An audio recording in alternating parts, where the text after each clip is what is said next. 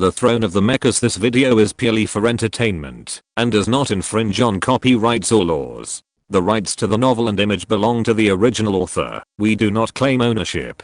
Don't like waiting and want to listen to this fanfic in full now? Subscribe to our Patreon, where you'll find the best fanfics. Chapter 601, Battle on Hull Island. It must be said that Xia Xingchen was very lucky. Snake sat up straight and saw many people falling down in front of him. He was furious. What the hell is going on? The crustal activity of Tunguska is not frequent. How can there be an earthquake? At this time, a shrill battle alarm sounded in the base. There are intruders. Level 1 battle alarm. When Xia Xingchen and others were setting up nuclear bombs and detection devices just now, the staff on duty did not notice it. They set up some cameras near the abandoned airport. Here, mecha enthusiasts from powerful families often drive mechas to Hull Island for a ride. Moreover, Hull Island has not been taken seriously by outsiders in the past 10 years, so the staff on duty also relaxed their vigilance. It was not until after the earthquake that the staff on duty opened the network to contact the outside satellite and found that there were 5 mechas hovering over the island. Shoot them down for me. All mechas are dispatched. Snake ordered loudly and then personally came to the command center of the base to take charge. Missile attack. All mecha troops are dispatched. Some stones on the ground were moved to both sides and some open ground was also opened to both sides. For a time, snakes, insects, rats and ants fled in all directions. A large number of anti-aircraft missile launch nests and close-in defense guns rose from the ground. At this time, Popovich also took off in his mecha. Suddenly, thousands of large and medium-sized anti-mecha missiles were fired from the ground, and the scene was spectacular. Freely dodge, attack the close-in defense guns. We will hold on for a while. Carlos, leave it to you. Xia Xingchen judged the situation and said immediately, Xingchen, I need a little time. The system of their base is very closed. Carlos also said helplessly, it seems that cracking the base system is not as easy as they imagined. This is not because the base's technology is so advanced, but because the base's intelligence level is too low, and Carlos does not have enough methods. Thousands of anti-mecha missiles flew towards the 6 mechas under the control of the guidance system. Xia Xingchen responded calmly, and the Revenge Knight mecha drew several strange arcs in the air. Due to the inconsistent speeds of various types of anti-mech missiles, more than 500 missiles were taken away by Xia Xingchen's Revenge Knight mech under Xia Xingchen's maneuvering. The scene was very spectacular from the satellite above. A mech in front was flying at high speed, and the trail of more than 500 flames was following closely behind. Due to limited space, these more than 500 missiles of different models continued to collide in the sky, resulting in sympathetic explosions. More than 100 missiles were written off in this way. 10 seconds later, more than 100 large anti-mech missiles with relatively outstanding performance stood out in midair, forming the first echelon. Xia Xingchen smiled and pressed the starter of the Dragoon system. 6 floating guns turned in midair, and 6 heavy lasers shot out. The large anti-mech missiles of the Northern Empire will have subwarheads for range killing. A missile will explode when it is hit, affecting other missiles within a radius of 10 meters. So these missiles began to hurt each other in the explosion of the 6 missiles that were hit by the laser at the beginning, and the sky was like a fest of fireworks. Soon, there were only a few missiles flying in the front. Then, the anti-mech missiles with very slow flying speeds in the back also arrived, and Xia Xingchen did the same. These missiles were also lost. Xia Xingchen finally raised the flowing fire mech rifle, switched the shooting mode to the continuous shooting mode, and fired a few lasers, and the more than 500 anti-ship mech missiles were completely wiped out. Xia Xingchen continued to control the floating gun, and the flowing fire mech rifle in the mech's hand and the 2 double-mounted heavy laser guns on the mech's shoulders also poured out their anger, carpet bombing the close-in defense guns on the ground in the anti-mech missile launch nests that were being loaded. What a great technique. What a great mech. So amazing. Popovich was shocked in his heart. At Xia Xingchen's age, he actually had such a technique. The word genius alone could not describe Xia Xingchen's horror. 21 years old.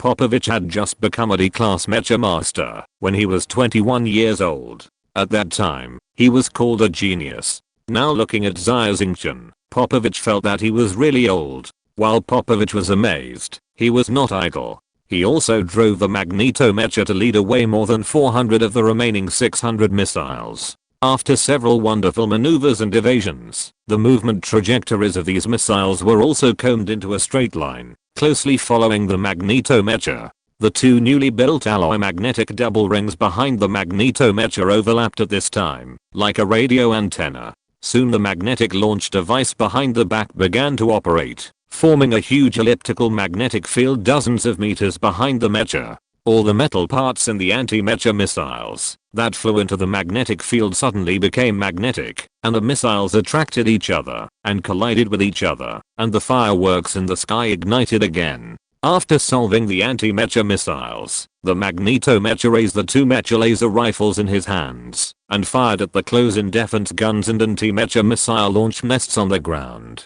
Nina's Thor's Wings Mecha was not idle either. She took away the remaining anti-Mecha missiles, and the missiles were gradually sorted together by her.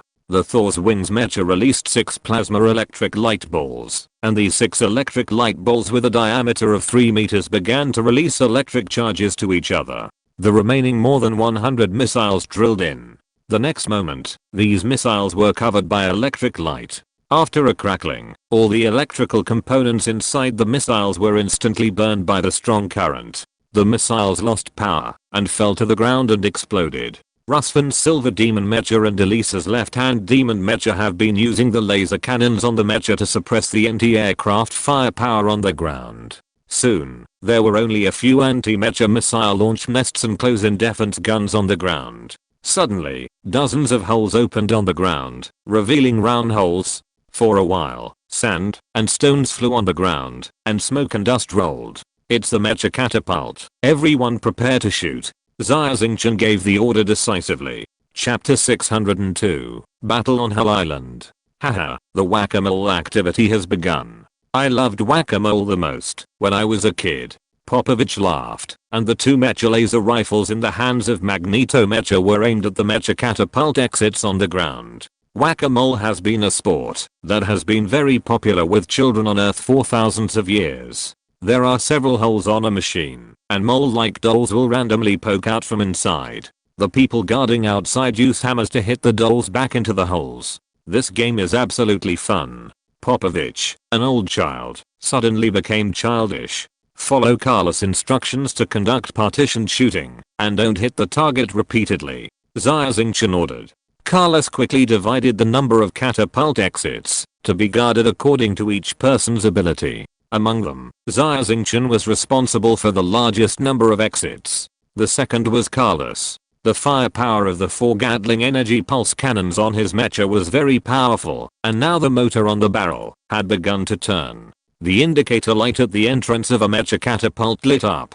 This design was originally intended to remind other mechas outside the launcher to avoid in time to prevent collisions, but it turned out to be their death warrant. Xia Xingchen and his men would know in advance which hole had a mole through this indicator light. The moment the first Mecha was ejected from the ground, Xia Xingchen's laser cannon arrived and hit the cockpit. Others also opened fire. The wreckage of the Mecha that exploded in the air fell one after another like dumplings, colliding with the Mecha launched behind and exploding. These explosions also blocked the exit of the catapult, and the remaining mechas behind could not get out. In the command center of the Snake department, Snake's face was livid. His mechas had lost dozens of units before they even left the base. This was simply a naked slap in the face. Jernuta Mecha and Jernu MF Mecha are dispatched, and other mechas suspend ejection and lurk out from the submarine channel. Jernuta Mechas reach the ground and quickly launch an attack to clear the exit of the launch silo.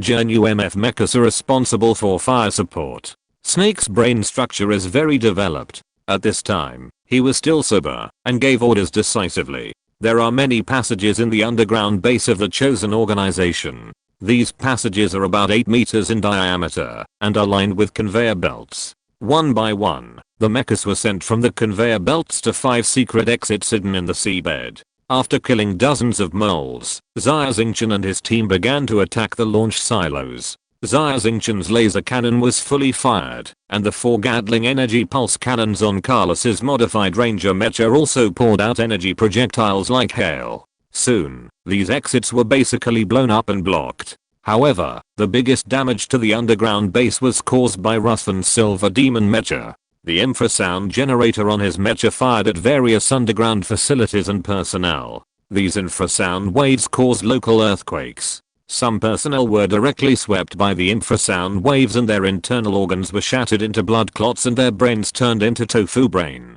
Let all the mechas go out from underwater. Let Hadadi lead the mecha troops to destroy them quickly. Before the voice fell, the hall of the command center shook. It was the infrasound generator of Ruthven's Silver Demon mecha that swept over. The crystal chandelier over the hall, which was more than 2 meters high, fell down, and the 3 staff members under the chandelier were smashed under it. It was unknown whether they were alive or dead.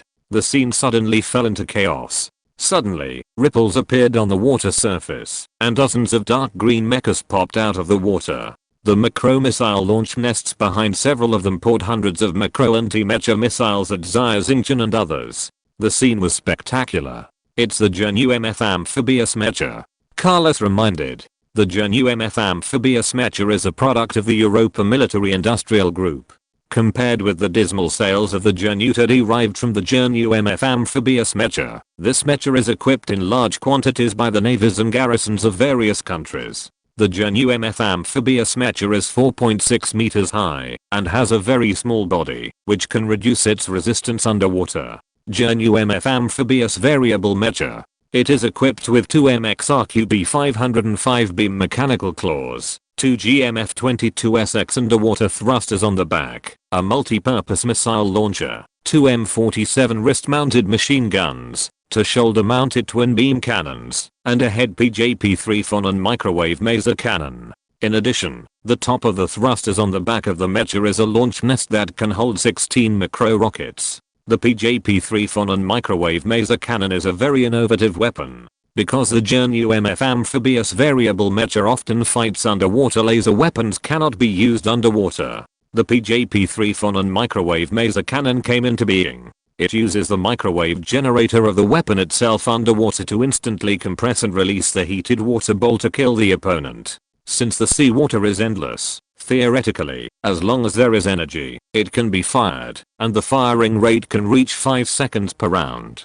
The effective killing range underwater is 100 meters, and the effective killing range on the water is 300 meters. Nina, the things in the water are left to you.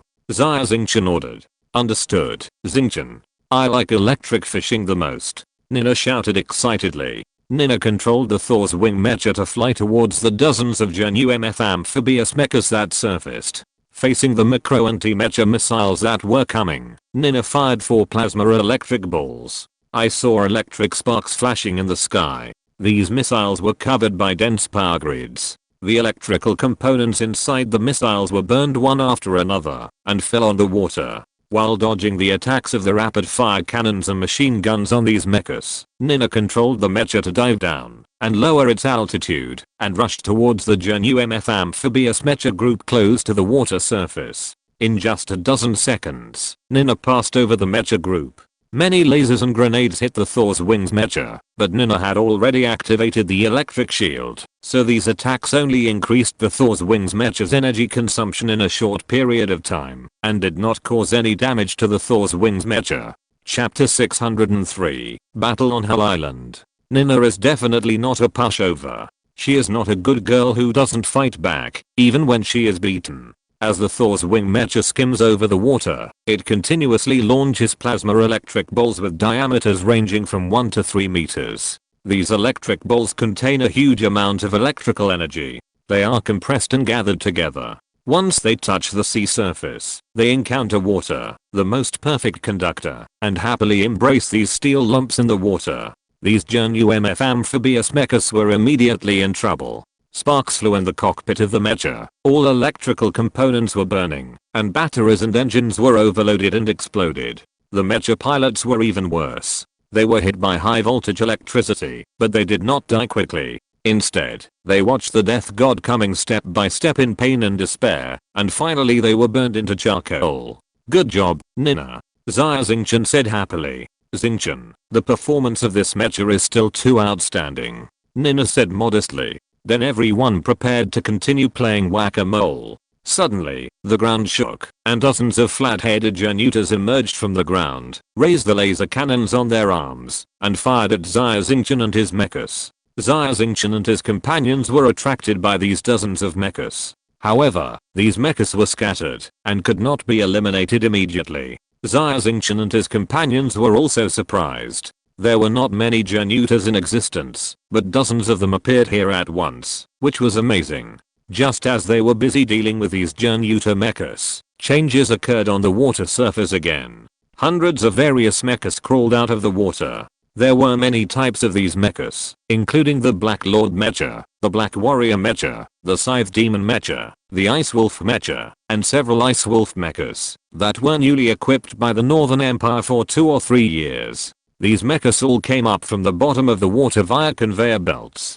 After the mechas emerged from the water, they moved at high speed towards the beach, while raising their mecha laser rifles and shotguns to attack Xia Xingchen and his companions. At the same time, at the end of these mechas, that were constantly rushing to the shore, 25 mechas quietly floated up from the water like thieves. At this time, Xia Xingchen and others had already started fighting with these mechas that came later. Xia Xingchen's Revenge Knight mecha, Nina's Thor's Wing mecha and Silver Demon mecha hovered in the air, avoiding hundreds of laser and bullet attacks, while Magneto mecha and Left-Hand Demon mecha fell to the ground, which was more suitable for their close combat. The Left-Hand Demon mecha turned on the microwave pulse cannon in his hand, and the pulse energy microwave began to work, sweeping away a piece. The high energy batteries of all the mechas that were swept were instantly ignited, and the mecha masters in the cockpit were also cooked because of the large amount of water in the cells in their bodies evaporating.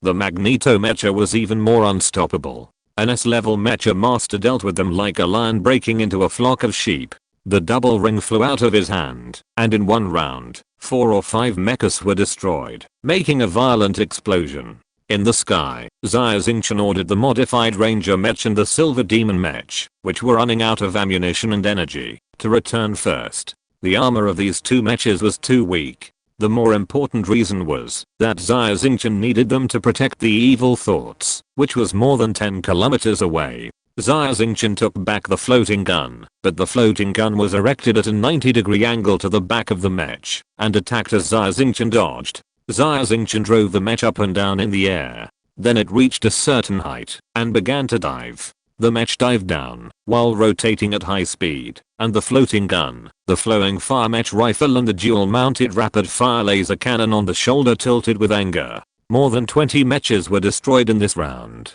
This move was the first mech combat skill Xia Xingchen learned, and it was taught to him by his comrade in arms Haji. And Nina happily threw plasma electric bolts to the ground in mid-air. However, these mecha masters on the ground are all desperate criminals. They all have the strength of D-class mecha masters. Although many of them have taken wisdom potions to accelerate their growth, their abilities should not be underestimated. Although they have not received training in the coordinated combat of the military mechas, they rushed forward fearlessly. The battlefield was suddenly filled with thick smoke. There was not even a tree that could stand completely on the ground. The wreckage of mechas was everywhere. Watching these scenes of battle in the command center, Snake felt an inexplicable sense of fear.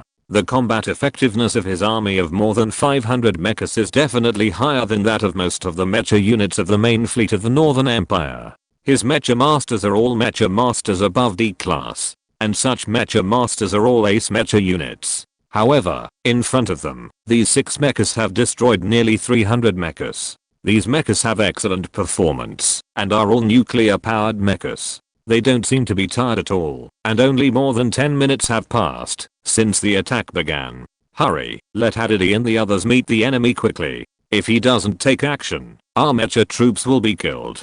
Snake shouted desperately with an anxious face.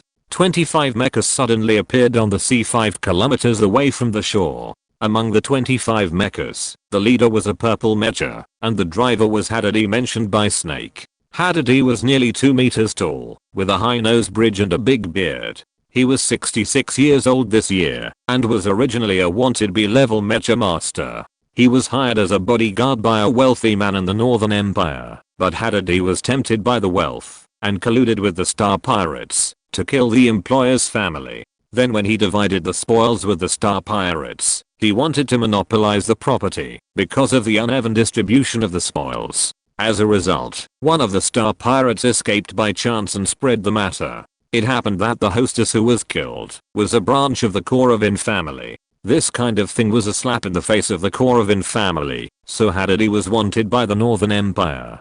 During his escape, he was rescued by the people of the Chosen organization. The Chosen Ones gave him plastic surgery, a new identity, and gave him wisdom potions. Chapter 604, Battle on Hull Island. Speaking of the wisdom potion, it was an experience that he would never forget. There were more than 200 people who took the wisdom potion with him, and less than 1/3 survived. In the 3 days after taking the wisdom potion, Hadadi had a splitting headache, and the pain was like someone drilling directly into his brain nerves with an electric drill. Not to mention 3 days, even 1 second was difficult to endure. The severe pain made him faint, and then wake up again. 3 days later, his eye sockets were sunken, and he was thinner. Many of the bodies of people around him were carried out. These people were losers. Their deaths were very horrible. One by one, they bled from all 7 orifices, and some had their eyeballs burst. The common feature of these people was that their brains had shattered into a massive paste. However, Hadadi, who escaped death, found that his mental power level had risen from level 39 to the terrifying level 51, which had reached the mental power standard of an S-level Mecha Master. He had been stuck at the threshold of a B-level Mecha Master for many years. This time, his mental power level increased dramatically, which also caused his Mecha level to increase dramatically. As the person whose mental power level increased the most, after taking the wisdom potion, the Chosen organization also attached great importance to him. They spent a lot of money to build him a private mecha to help him pass the assessment of the A-level Mecha Master.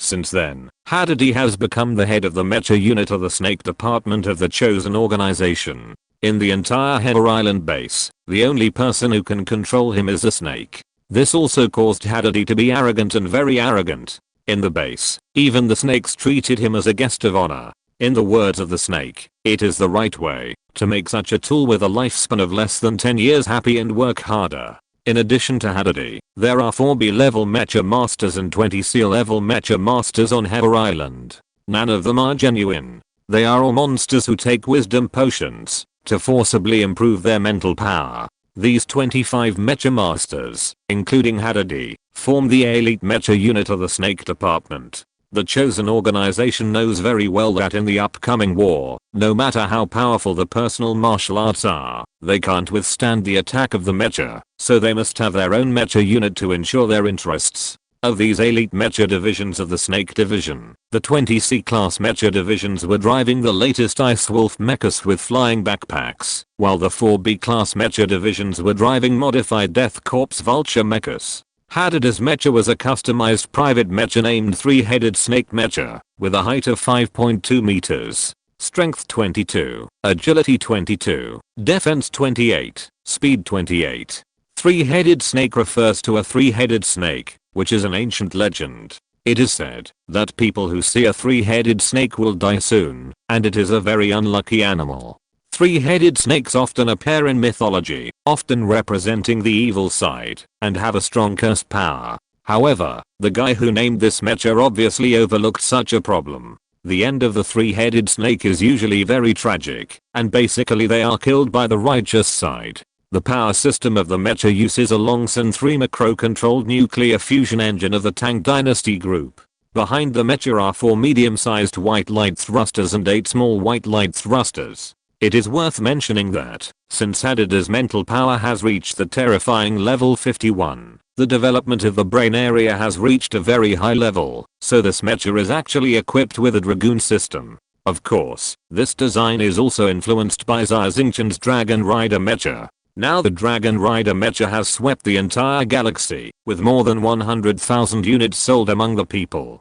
The most distinctive feature of this 3-headed snake mecha is that there are 2 snake heads on the shoulders on both sides of the head.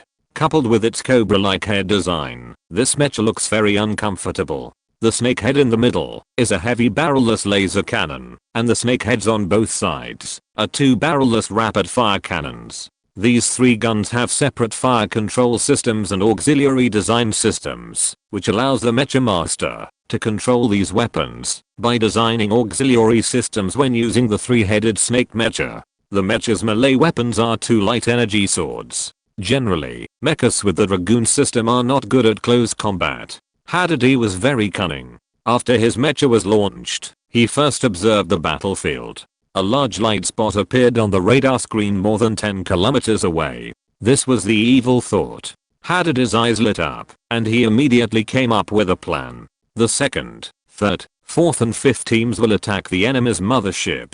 The first team will intercept their rescuers. If we sink the mothership, they will be at the mercy of others. 20 Ice Wolf mechas turned around and flew towards the evil thought. Nina, come back with me to protect the evil thought. Old man, I'll leave the ground to you. The mechas of the chosen organization on the ground had no flying ability. It was easy for Xia Xingchen and the others to leave the battlefield, but the pressure on Master Alessa and Popovich on the ground suddenly increased. At this time, Alessa's mecha had suffered some damage. Little girl, retreat to my side and bring all the enemies to me. Alessa gritted her teeth and continued to shoot while retreating to where Popovich's mecha was. Xia Xingchen and Nina flew towards the evil thought. At this time, the evil thought had already taken off and was hovering at an altitude of about 20 meters. This was to open the light energy armor of the spacecraft, which could not be used in the water.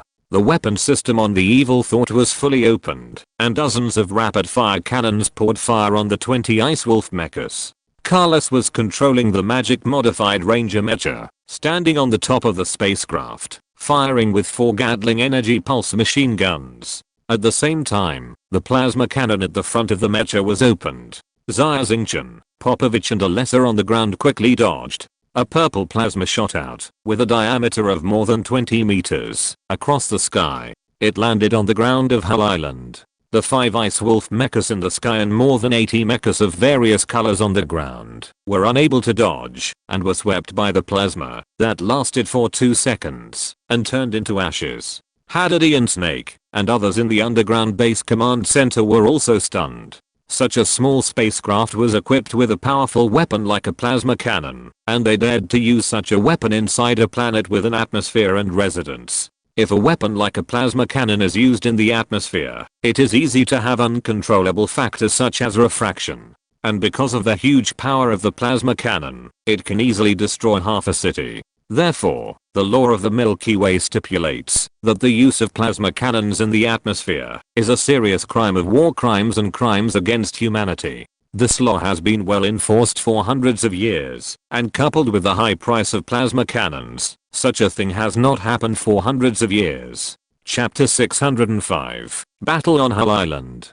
Carlos controlled the evil mind to fire a plasma cannon at Hull Island ahead. He controlled the angle of the plasma cannon perfectly, without any refraction, and all of it hit the ground of Hull Island. This attack caused the 5 air combat Ice Wolf mechas of the opponent's elite mecha unit and more than 80 mechas of various colors on the ground to turn into ashes. How dare they use plasma cannons in the atmosphere? Snake was so scared that he sat down on the chair. The screen in front of him was covered with snowflakes, and all the sensors, antennas and other equipment on the ground were destroyed by the plasma cannon. He couldn't figure out who he had provoked. Their chosen organization was a group of desperados, but the group in front of him seemed to be more desperate than them. VIP looked worried at this time, and said angrily, "Isn't this Vita's revenge on us? Otherwise, why have we been attacked for 20 minutes, and the garrison has no response? Moreover, the opponent is so powerful that he dares to use plasma cannons in the atmosphere. These people can't be Vitus's personal guards or the Special Operations Brigade of the 2nd Fleet of the Northern Empire." Snake nodded. "It must be like this. You guys follow me. Let's go to fight." Others try to restore the backup observation system. Snake turned around and stood up, leading VIP, Python, and Mamba out of the command center. However, they did not go to fight, but took a special elevator to the lowest level of the base. There is a high-speed underwater submersible there. Xia Xingchen and Nina were driving the mecha, and flying towards the evil thought. Xia Xingchen suddenly felt a sense of alarm in his heart, and the mecha rolled subconsciously. The next moment, more than 10 lasers hit the position where his mecha was just now from multiple angles, scaring him into a cold sweat. After calming down, Xia Xingchen found that the person who was shooting was a purple mech. The 3 heads of this mech were very ugly, but what surprised him was that this mech was also using the Dragoon system. At this time, the remaining 4 Death Vulture mechas tightly entangled Nina, and Nina was desperately dealing with them. Although Nina's mech performance was outstanding, she didn't have much to do when facing 4 C-class mech masters who cooperated well. Looking at the mech on the opposite side, she knew that the level of this mech master was very high, at least much higher than that of ordinary B-class mech masters. Xia Xingchen has now fought with many B-class mech masters, and the opponent's hand stretched out, and he knew how big the gap was. However, looking at the opponent's mech, it is obvious that it is not good at close combat.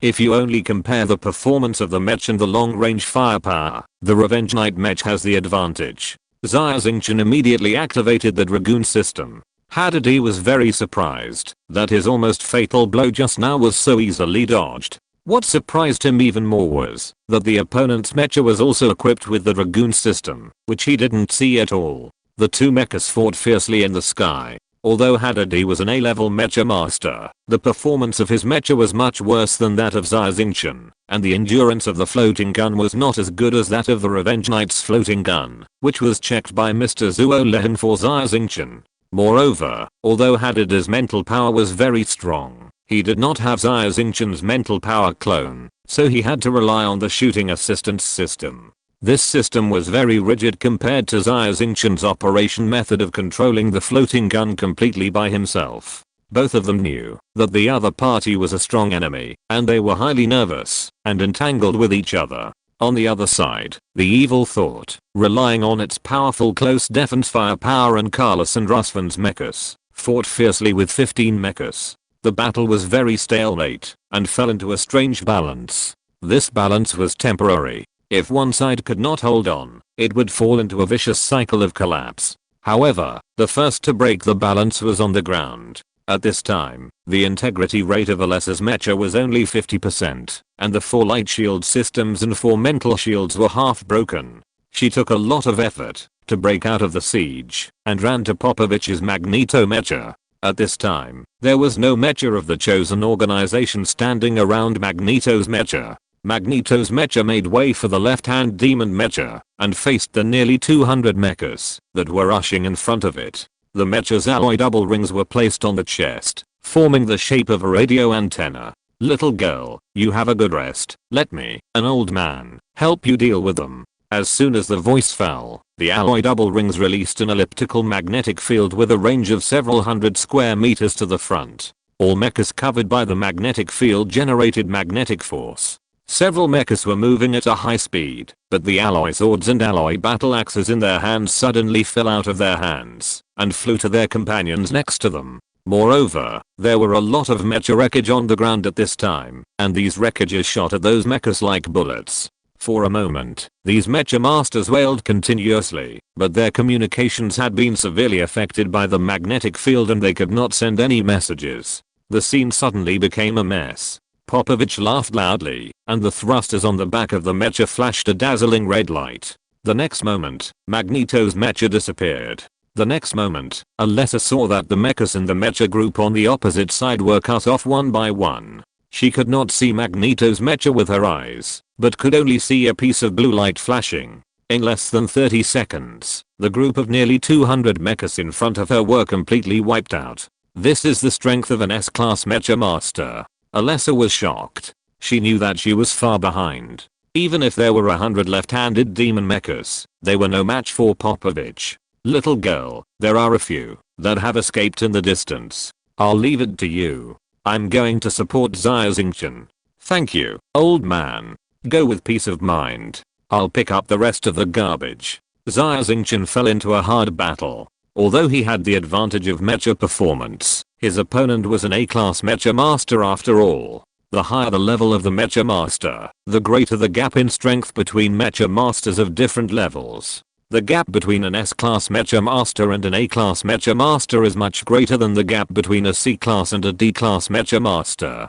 The scene of two mechas with the Dragoon system fighting each other is very spectacular. The sky is full of interlaced floating cannons, and laser beams of various colors are flying in all directions, interweaving together. Other mechas hide far away, for fear of being affected. Chapter 606, Battle on Hull Island. Xia Xingchen felt that he had reached his limit. His mental power was fully released, and his mind was highly tense, and his mental power consumption was also very large. Facing such an opponent, if he was careless, he would end up in an irreparable situation. The opponent was an A-level Mecha Master. Once he was careless, his opponent would definitely not be polite. Nina's situation was not very good at this time. Facing the entanglement of 4 B-level Mecha Masters, she seized the opportunity to entangle 2 Death Corps Vulture Mechas with the electric whip. The powerful electric current output along the electric whip was like lightning, turning the 2 mechas into 2 pieces of scrapped iron blocks, falling from the air, and the Mecha Masters inside were smashed into meat paste. But the price Nina paid at this time was not small at all. When she attacked the 2 Death Corps Vulture Mechas, the mechas lost their mobility. The remaining 2 enhanced Death Corps Vulture Mechas took this opportunity to injure the 2 thrusters behind Nina's Thor's Wings Mecha. 2 smoke columns rose from behind the Thor's Wings Mecha, and the flight speed of the Mecha was reduced by 70%. Now it can only barely hover in the air. Nina could only rely on forcibly opening the lightning shield and mental shield to support herself. The battle on the Evil was also fierce. Now 1/3 of the close defense artillery system on the Evil was destroyed. The 15 C-class Mecha divisions were well trained and coordinated. Carlos Mecha was also severely damaged. Only one of the 4 Gatling pulse energy machine guns was intact, and it was now spraying energy pulses there. If it weren't for Asto Silver Demon Mecha constantly flying in and out to attract the opponent's firepower, the Evil would probably have collapsed long ago. However, the Silver Demon Mecha lacked powerful long-range attack weapons, and the 4 medium-sized laser cannons were not very effective. After such a long time, only 2 Ice Wolf mechas were destroyed. At this critical moment, a high-speed green light suddenly appeared on the radar screen, and the ICE system, Identification Info System, showed that it was a friendly force. It turned out that the Magneto Mecha had arrived. Xia Xingchen, go help your girlfriend, and leave this guy to me, Popovich shouted loudly. Understood. Xia Xingchen's nerves suddenly relaxed, and he attacked several times, with a sudden increase in firepower output, forcing the opponent to dodge, and then the Revenge Knight Mecha put away the floating gun, and flew towards the airspace where Nina was fighting. Hadady was furious. Although the guy on the opposite side was very difficult to deal with just now, the level gap was there after all. As long as he persisted for a while, he would have a chance to kill the Mecha on the opposite side. But now Cheng Yaojin showed up halfway and ruined his good thing, and he was a little angry. Who is coming? I don't kill nameless ghosts. Hadady cursed in the public communication channel while shooting. I'm Popovich. The answer in the public communication channel made Hadady's Mecha shake, and he almost fell from mid-air. As a Mecha division of the Serpent Division of the Chosen Organization, they have recently made many plans to kidnap Dr. He Yun-Lin again. Of course, he knows who Popovich is. Although various plans for containment and coordinated operations were formulated in the action plan, Hadady had already formulated his own plan. When encountering Popovich, he must not think too much. Only one word: escape. Thinking of this, Hadady opened fire at full power, and all 8 floating guns were fired out, shooting at full force. He wanted to use such an attack to delay Popovich's actions, and then wait for an opportunity to escape. Suddenly, the sky was full of fire nets surrounding the Magneto Mecha, but the Magneto Mecha was still calm, as if it was teleporting, and every action seemed to have a very unique rhythm. The laser attacks failed every time, and the distance between the Magneto Mecha and the 3-headed Snake Mecha was getting closer and closer. Hadady was almost suffocating at this time. His heartbeat exceeded 200 times per minute, and his muscles were so tense that they were almost stiff. This is a kind of coercion. Hadady suddenly remembered the legend that all S-level Mecha Masters would form a very strong coercion when facing opponents of lower levels than them, and this great coercion would directly crush the opponent. Hadady sneered at this statement. Because there are so few S-class mecha masters, and those who are lucky enough to fight with them are even rarer, so all such statements are just regarded as jokes. But now, Hadady was dumbfounded. He really felt the existence of this kind of pressure in front of him. The next second, a blue light flashed in front of him, and Hadady felt that his eyes were blurred, and the 8 floating guns flying in the air were destroyed. Popovich mastered the law of the movement trajectory of the floating gun in a short time. The 2 rings of magnetic alloy in both hands came out at the same time. The 2 rings drew 2 circular trajectories in the air, and all the floating guns were destroyed. Seeing that his most proud attack method was destroyed so easily, Hadady's spirit completely collapsed. He threw away the mecha laser rifles in both hands of the mecha, drew 2 light swords from his waist, and rushed towards Popovich. At this time, his eyes were red, and the blood vessels on his forehead bulged out of his skin. I don't want to die. I don't want to die. There is a word called moths to the flame, and Hadady's current situation is like this. The 2-handed light swords of the 3-headed snake mecha crossed and slashed at the Magneto mecha. But the next moment, the Magneto mecha suddenly turned into a blue light and passed through the middle of the 3-headed snake mecha. The 3-headed snake mecha was cut into 4 pieces by the alloy double ring and exploded in the air. At this time, the danger to Nina was also eliminated. Xia Xingchen rushed up with full firepower and chased the 2B level mecha masters. The strength of these 2B level mecha masters who were forced to grow up was still much lower than those who became B level mecha masters by their own strength. Xia Xingchen felt that 5 such opponents were not as difficult to deal with as an opponent like Hadady. The floating gun and the mecha laser rifle stared at the 2 death vultures like the god of death. Nina was not idle either, and she kept releasing plasma electric light balls to block their dodging routes. Finally, the 2 mechas were forced to rush into the range of the plasma electric light ball, and the mechas were out of control in an instant. The sky-high lasers blew up the 2 death vulture mechas.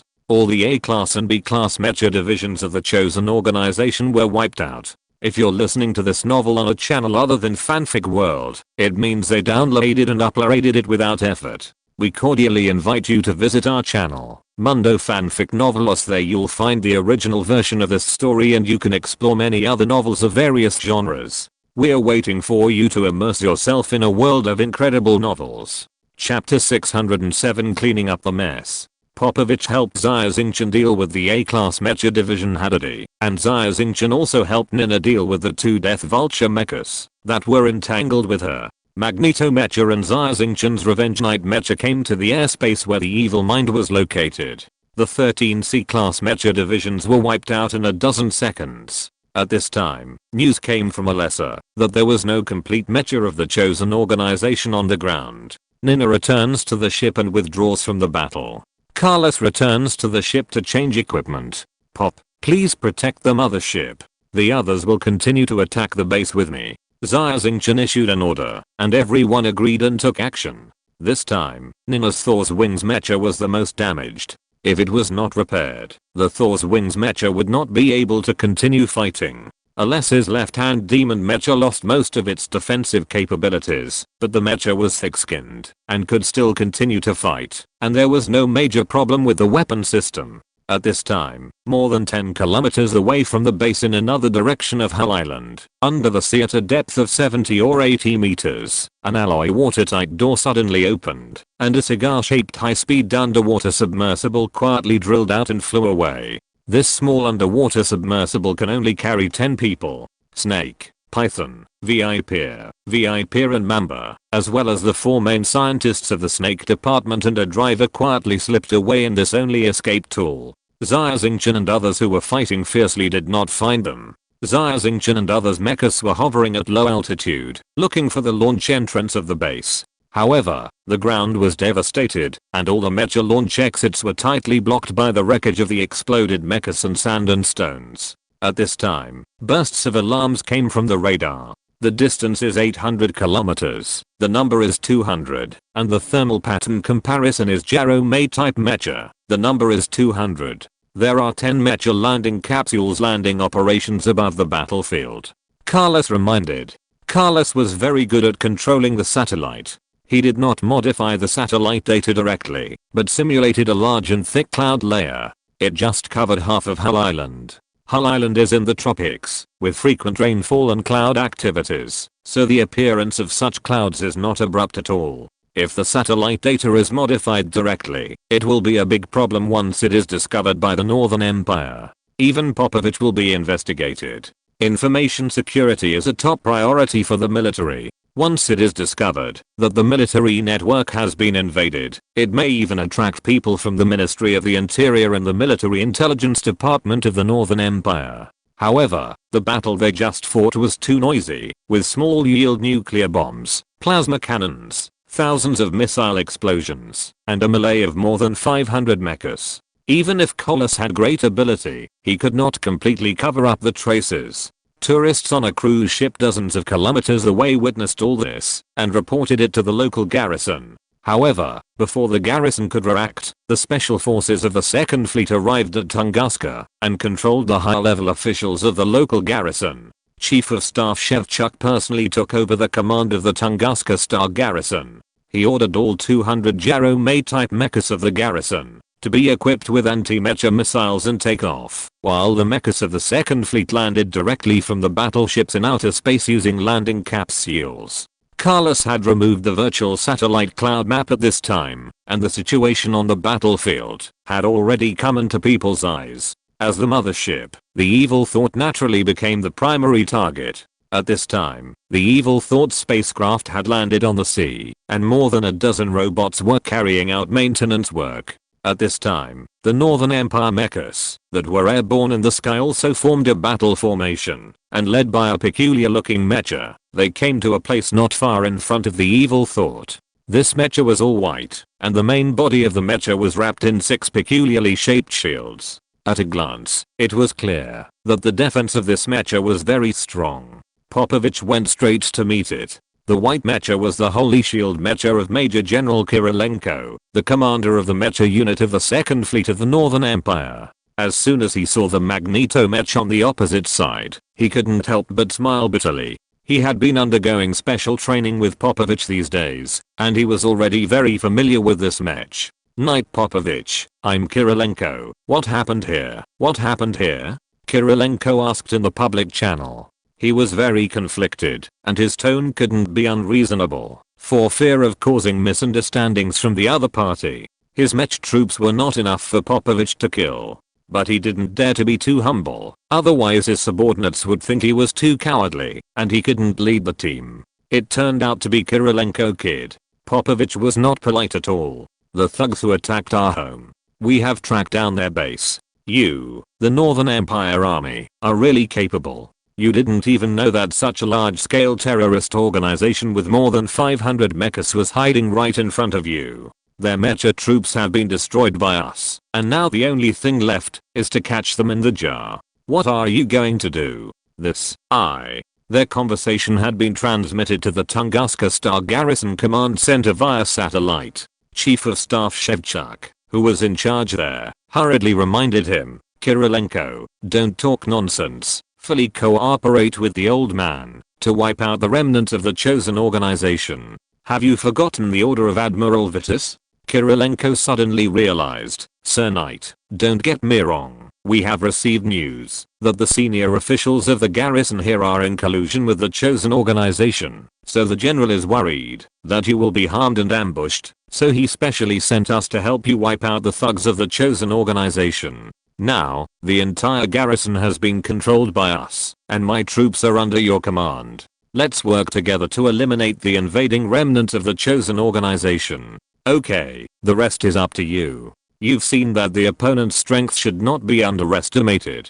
Tell your people to be careful. In addition, we just killed an A-class mecha division, 4 B-class mecha divisions and 20 C-class mecha divisions. This group of people is very powerful. Our crossing, you all come back. Xia Xingchen, a lesser and others turned their mechas back to the evil mind after hearing Popovich's words. However, Popovich's words set off a huge wave in Kirilenko and Shevchuk's hearts. Just such a small base has the strength of a mecha unit comparable to the main fleet. How much power is behind this chosen organization? It is worth thinking about.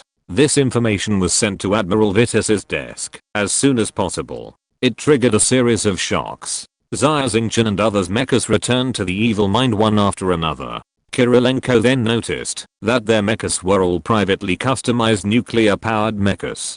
He was shocked again. This is the influence of the S-class mecha division, and they can find such a helper. Although the chosen organization is powerful, the guy who can destroy the chosen organization is not an easy person to deal with. For an S-class mecha master like Popovich, even if you can't be friends, you can never be an enemy. Chapter 608 Dealing with Poison Gas. The Special Operations Force of the Second Fleet of the Northern Empire, led by Major General Kirilenko, began to clean up the battlefield debris on Hell Island. Dozens of mechas landed on the ground and tried to move the debris to open a passage into the base. Report to the general, we found an entrance. A mecha division excitedly reported. Save me. It's poisonous. Suddenly, the three mechas closest to the entrance lost contact.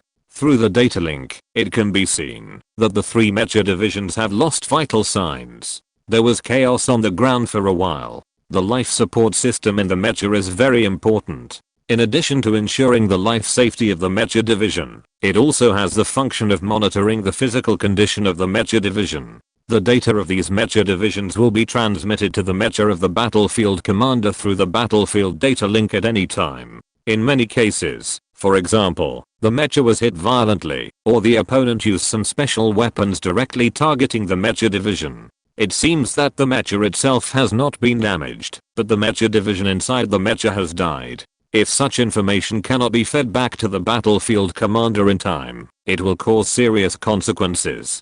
Seeing that 3 of his men had died inexplicably, Kirilenko's eyes turned red. At this time, a faint yellow-green gas could be seen coming out of the passage they found. Poison gas. Damn. Close the hatch, turn on the air filtration system, and pull those 3 idiots back. Kirilenko finally understood what had happened and was furious. According to the operating rules of the mecha division, the hatch should be completely closed when fighting in the mecha, and the air filtration system and life support system should be turned on. This will prevent the mecha division from being affected by external poison gas and the smoke and dust from the explosion on the battlefield. However, the soldiers of the Northern Empire were used to being lax, and they thought the battle was over. Besides, there were no factories on Hell Island, and the air here was refreshing. So many soldiers simply turned off the air filtration system and opened the cockpits a little. At first, even Major General Kirilenko didn't think there was anything wrong with this. However, while Snake and others secretly boarded the small high-speed submarine to escape, Snake pressed the self-destruct button of the base. The central optical computer of the base was automatically formatted, and all the experimental data inside was wiped out. At the same time, dozens of cans storing a large amount of highly toxic biological and chemical agents were opened in the base. A lot of highly toxic gases were sent to the entire underground base through the ventilation system. A large amount of highly toxic liquids were also injected into the experimental subjects through the pipelines. The finished and semi-finished products of these experimental subjects were destroyed by the poison, and thousands of staff members in the entire base died painfully. Although it was not to install a bomb for self-destruction, this method of destroying everything with highly toxic poison was more vicious. Major General Kirilenko's men opened the entrance to a mecha ejection channel, and as a result, poison gas also came out. Because these mecha divisions opened the cockpit, the 3 mecha divisions closest to them inhaled the poison and died soon. The remaining mecha divisions hurriedly closed the door of the mecha cockpit. The operation of opening the channel was forced to stop. Major General Kirilenko hurriedly reported the situation to Popovich. Hearing that there was poison gas, Dr. He Yunlin and the evil mind took the magneto mecha to the ground. Dr. He Yunlin put on his protective suit, picked up an instrument, and came to a place more than 30 meters away from the exit. He aimed the instrument in his hand at the poison gas. Several lasers of different wavelengths shot at the yellow-green poison gas. Soon, the spectrum analysis results appeared on the personal terminal in Dr. He Yunlin's hand. Dr. He Yunlin returned to the evil thought and used the optical computer on the evil thought to calculate and analyze the data on the personal terminal. He frowned. This poisonous smoke is a mixture of 13 kinds of biochemical poisonous gases. There are also several other poisons whose components I can't analyze. These things will cause big trouble if they get on the skin. I estimate that there are no living things in the base now. The biggest trouble at the moment is that if these poisonous gases continue to evaporate and enter the ocean and groundwater system, it will cause an ecological disaster. If things go wrong, the entire Hell Island will really become a barren Hell Island. Chief of Staff Shevchuk and Major General Kirilenko were stunned. Dr. He Yunlin is an absolute authority in toxicology. If Hell Island became a ghost town, if this matter were to spread, it would undoubtedly be a major scandal for the military. Dr. He, is there any way to reduce the harm of these poisonous gases? Chief of Staff Shevchuk asked through the public communication channel. This poison is too complicated, and there is no way to prepare antidotes and neutralizers. In addition, the chemical stability of several oily poisons is very high, and they are still highly toxic after hundreds of years. The best way to deal with it is to burn these gases with flammable gases. However, it is best to reach an extremely high temperature when burning, otherwise some poisons can produce new toxic gases after low temperature combustion. After a long while, He Yunlin slowly said. Shevchuk and Kirilenko both fell into deep thought. At this time, Xia Xingchen spoke up. He had met Kirilenko once at Popovich's house. General Kirilenko, I suggest using a cloud explosive, supplemented with a large amount of oxygen, input into the base, and then ignite it. This will instantly produce a high temperature flame and burn everything. Cloud explosive bombs are also called air bombs and fuel air bombs. It is not filled with explosives, but a highly flammable fuel. This fuel can explode and burn instantly after being ignited. This combustion is very fierce, which can burn the surrounding space into a vacuum, consume all the oxygen in the air, and generate a high temperature of 2500 degrees Celsius, which can melt steel. Fuel air bombs are weapons that kill through explosions, high temperatures, and vacuum. It is basically difficult to survive being attacked by them, especially in a confined space like an underground base. Chief of Staff Shevchuk must make up his mind quickly. Okay, I will find a way to mobilize all fleets and troops fuel air explosives immediately. But there is another problem. The situation of the underground base is unclear. How can we ensure that the fuel air explosives can be fully distributed in the underground base? Shevchuk thought of another problem. General, please prepare 5 mechas, old mechas, engineering mechas, and they can all be moved. Then prepare the fuel air explosives and leave the rest to us. Xia Xingchen said. Okay, I will prepare it right away, and I'll leave the rest to you. Shevchuk was also very curious about what Xia Xingchen and his team would do. The exit from which the poisonous gas came out was temporarily blocked, and the troops of the Second Fleet of the Northern Empire closed the area. The sky over Hell Island became a no-fly zone, and Hell Island and the surrounding 100-kilometer sea area were also prohibited from entering. Chief of Staff Shevchuk set up a combat command center not far from the underground base. Since Xia Xingchen and his team had already figured out the approximate structure and size of the underground base through the seismic detector, a day later, a sufficient amount of cloud explosives was gathered and sent to the beach. Chapter 609, The Aftermath. In order to spread the fuel air explosives in the underground base, Carlos made 5 mecha-controlled devices with a volume of about 1 cubic meter. The core of the device is a small optical computer, and Carlos copied 5 simple control programs. This is simple for Carlos. For the technicians of the Northern Empire, this program is too complicated. These control programs are pre-installed with a structural diagram of the underground base. They can control the mecha to automatically find a suitable space in the underground space to place the tanks containing fuel air explosives. All the fuel air explosives of the Second Fleet were transported to the cleared space near the entrance of the passage, and 5 old Direwolf mechas were also sent here. The mechas were almost left with only the frames, and even the outer armor and shell were removed. Xia Xingchen and Carlos personally commanded several mecha maintenance technicians of the Second Fleet to install the control devices on the mechas. These mechas picked up the compressed gas tanks containing fuel air explosives and liquid oxygen, and walked into the underground base. There are timers on these gas tanks. They are set to open uniformly after 24 hours, to release fuel air explosives and oxygen. to prevent sparks from being generated and the fuel air explosives from being detonated prematurely. The work of laying fuel air explosives lasted for 20 hours. Hundreds of gas tanks containing fuel air explosives and liquid oxygen were placed in various places underground, and even the passages leading to the seabed were not spared. When these robots return to the ground to get new tanks, they will transmit the situation of the underground base to the command center on the scene through the public communication channel. Looking at the various biochemical experimental devices underground and the corpses with extremely miserable deaths, Chief of Staff Shevchuk is now extremely scared. If such a secret organization is allowed to develop for a few more years, it is hard to say what will happen. Finally, several mechas came to the bottom of the base, where there is a small nuclear fusion reactor that provides energy for the base. 5 robots removed the explosion-proof device of the reactor and installed time bombs on it. At this time, the mecha troops on the ground brought a large amount of sand and stone to completely block the passage. Everyone evacuate the beach and the ground and maintain a safe distance of at least 50 kilometers. Continue to block the air and sea areas in this area and implement media news control. The countdown for the spread of fuel air explosives has begun.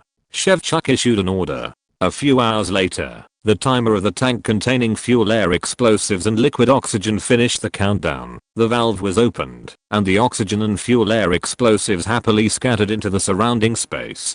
2 hours later, according to the predetermined plan, the fuel air explosive and oxygen had almost been spread. At this time, the explosive device on the reactor of the base also completed the countdown. The violent explosion engulfed the entire reactor, causing a nuclear fusion reaction. The nuclear explosion ignited the fuel air explosive and oxygen in the underground space, causing a violent explosion. At this time, the sky outside had darkened. The people waiting 50 kilometers away suddenly felt the earth shaking. A white light suddenly lit up on the ground of the underground base in the distance. This was the phenomenon that the energy of the underground explosion was transmitted to the surface through the ground. The huge explosion resounded through the sky. The biological and chemical poisonous gases and liquids in the entire underground base were instantly decomposed by high temperature. The explosion of the reactor is equivalent to a small yield hydrogen bomb, and several tons of fuel air explosives are equivalent to dozens of large yield fuel air explosives. The consequence of so many explosives exploding underground is that the underground space was blown up, and hundreds of thousands of cubic meters of earth and rocks buried this evil place. The explosion also triggered a small-scale tsunami, and the seawater surged up, washing the ground in front of them. It's finally over. Dr. He Yunlin sighed. No, it's not over yet. Xia Xingchen frowned. From the images sent by those robots, we didn't see the people who attacked Dr. He Yunlin. I suspect they are either not in the base, or have escaped through the secret passage on the seabed. The other party is very cunning. The optical computer of the base has been formatted long ago. The monitoring data is gone, and Colossus can't do anything about it. Never mind, I'll deal with them as they come. Xingchen, where are you going next? Popovich asked. Old man, we want to go to Terramore, where we can replenish some supplies and repair the mecha. Xia Xingchen thought for a while and said.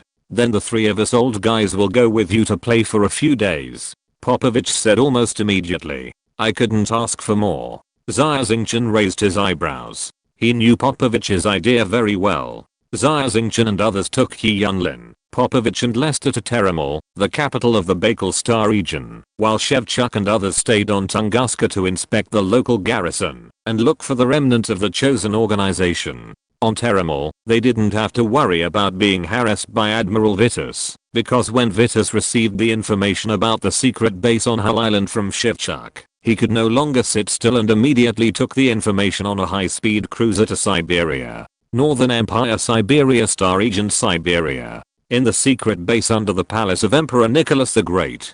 Andrei, the regent of the Northern Empire, Chekhov, the Minister of the Interior of the Northern Empire, and Yuri, the Minister of Military Intelligence of the Northern Empire, were anxiously waiting at the entrance of the underground base. All the staff and security personnel here are directly responsible to Emperor Nicholas. Even Prince Andrei is not qualified to enter.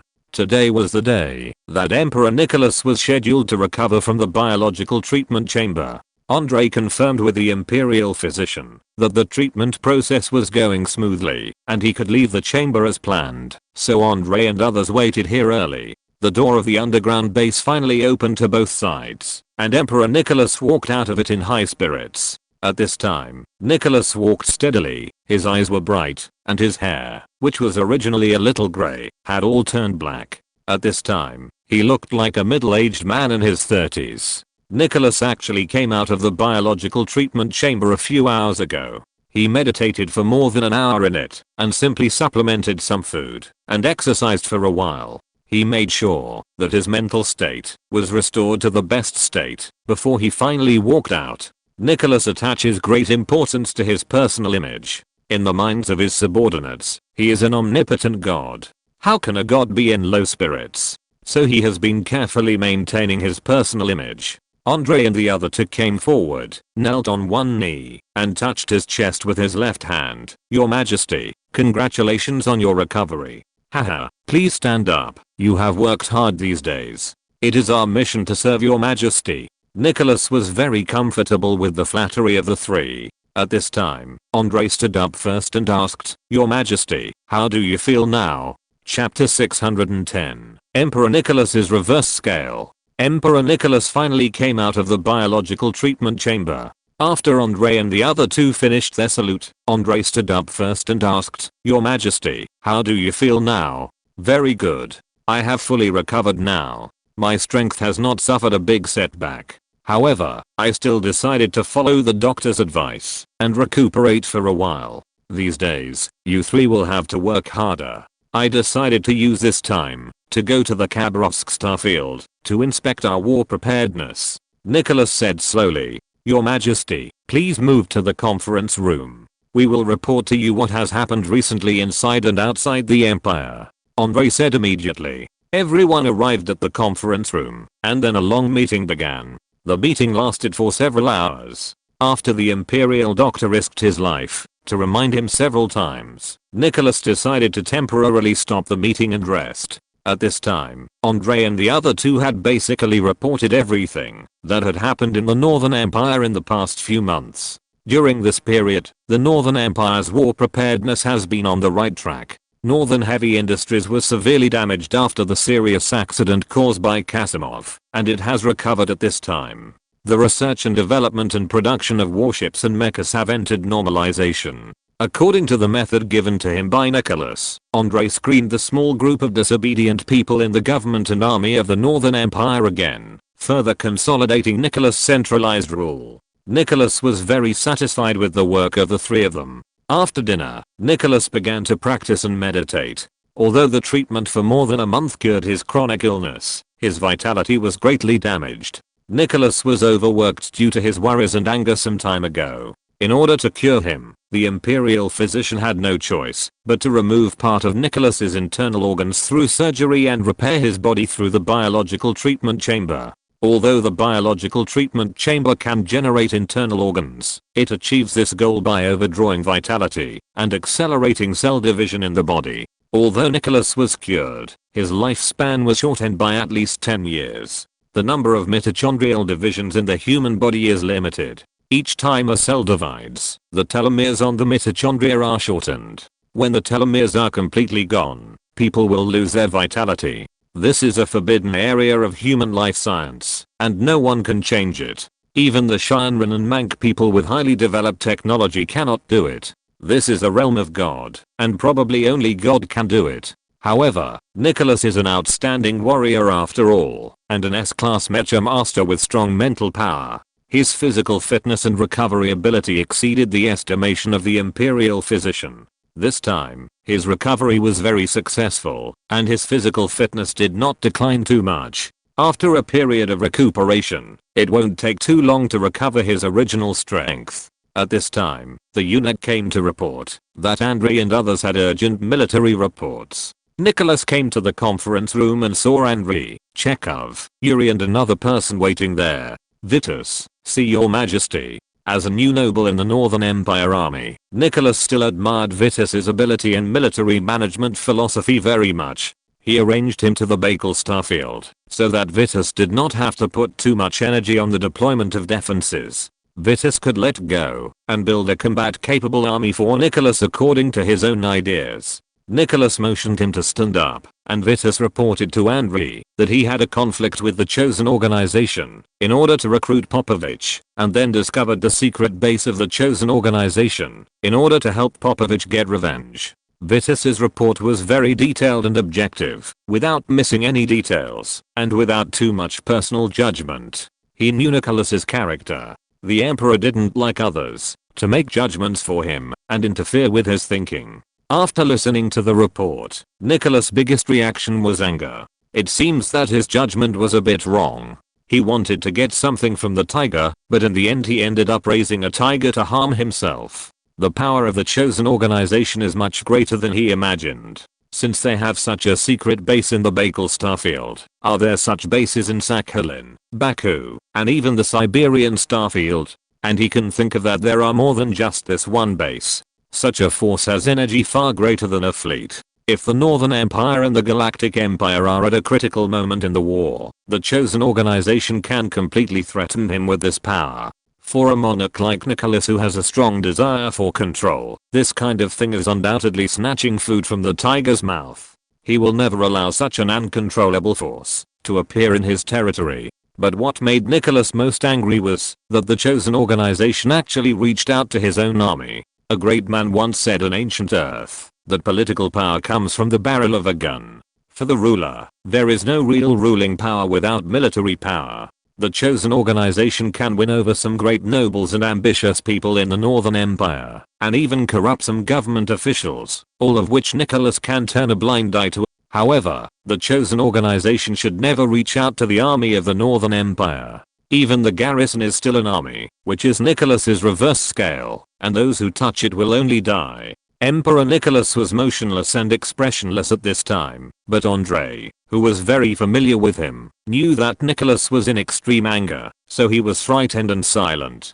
The conference room suddenly fell into a deathly silence. Even a soldier like Vitus felt the oppressive atmosphere in the air. "Well, General Vitus, you did a great job," Emperor Nicholas suddenly praised. Emperor Nicholas was still satisfied with Vitus' work. Vitus went to recruit S-class mecha divisions in person, which was not an easy task, but once successful, it would greatly improve the combat effectiveness of the Second Fleet of the Northern Empire. Moreover, Vitus saved Dr. He Yunlin and gained a favor from them, which was very valuable. Moreover, Vitus discovered the secret base of the chosen organization in order to root out the danger, which enabled Nicholas to nip the danger in the bud. Chapter 611 Emperor Nicholas's Revenge. General Vitus, I really appreciate your 3 visits to the thatched cottage to invite the S-class mecha division to join us. Our senior generals are too arrogant. They are used to being high and mighty. They have long forgotten their positions and what the Empire and the Empire's army need. The help that the S-class mecha division can bring us is far more than they imagined. Nicholas smiled. Your Majesty, you are too kind, Vitus said quickly. However, you must be mentally prepared for a protracted war. I know that old guy Popovich. He and his 2 companions are well known in many circles for their stubbornness. You may need a great price and patience to persuade him. Nicholas tapped the table lightly with his knuckles. Your Majesty, I'm mentally prepared. In fact, although Popovich and his 2 companions did not agree to join us, we have obtained his favor and a promise. They also helped several of my soldiers with special training, and the strength of these soldiers has improved significantly. My work has not been in vain, Vitus said modestly. Nicholas nodded. Okay, Vitus, just do it according to your idea. I will give you the support you want. I hope that in half a year, you will give me an ace main fleet. Yes, Your Majesty. Vitus's posture is always impeccable and elegant. Okay, in the Baikal starfield, you continue to search for the remnants of the chosen organization. Since you have already started, don't worry about anything. Cut the grass to root it out. As for those military personnel who colluded with the chosen, I authorize you to lead the investigation. The Ministry of the Interior has disappointed me so much. Once such a person is found, the family will be confiscated, and the clan will be exterminated. It is better to kill 10,000 people by mistake than to let one go, Nicholas said decisively. Yes, Your Majesty. Vitus bowed and left the secret meeting room. With Nicholas's support, his psychological burden can be completely put down.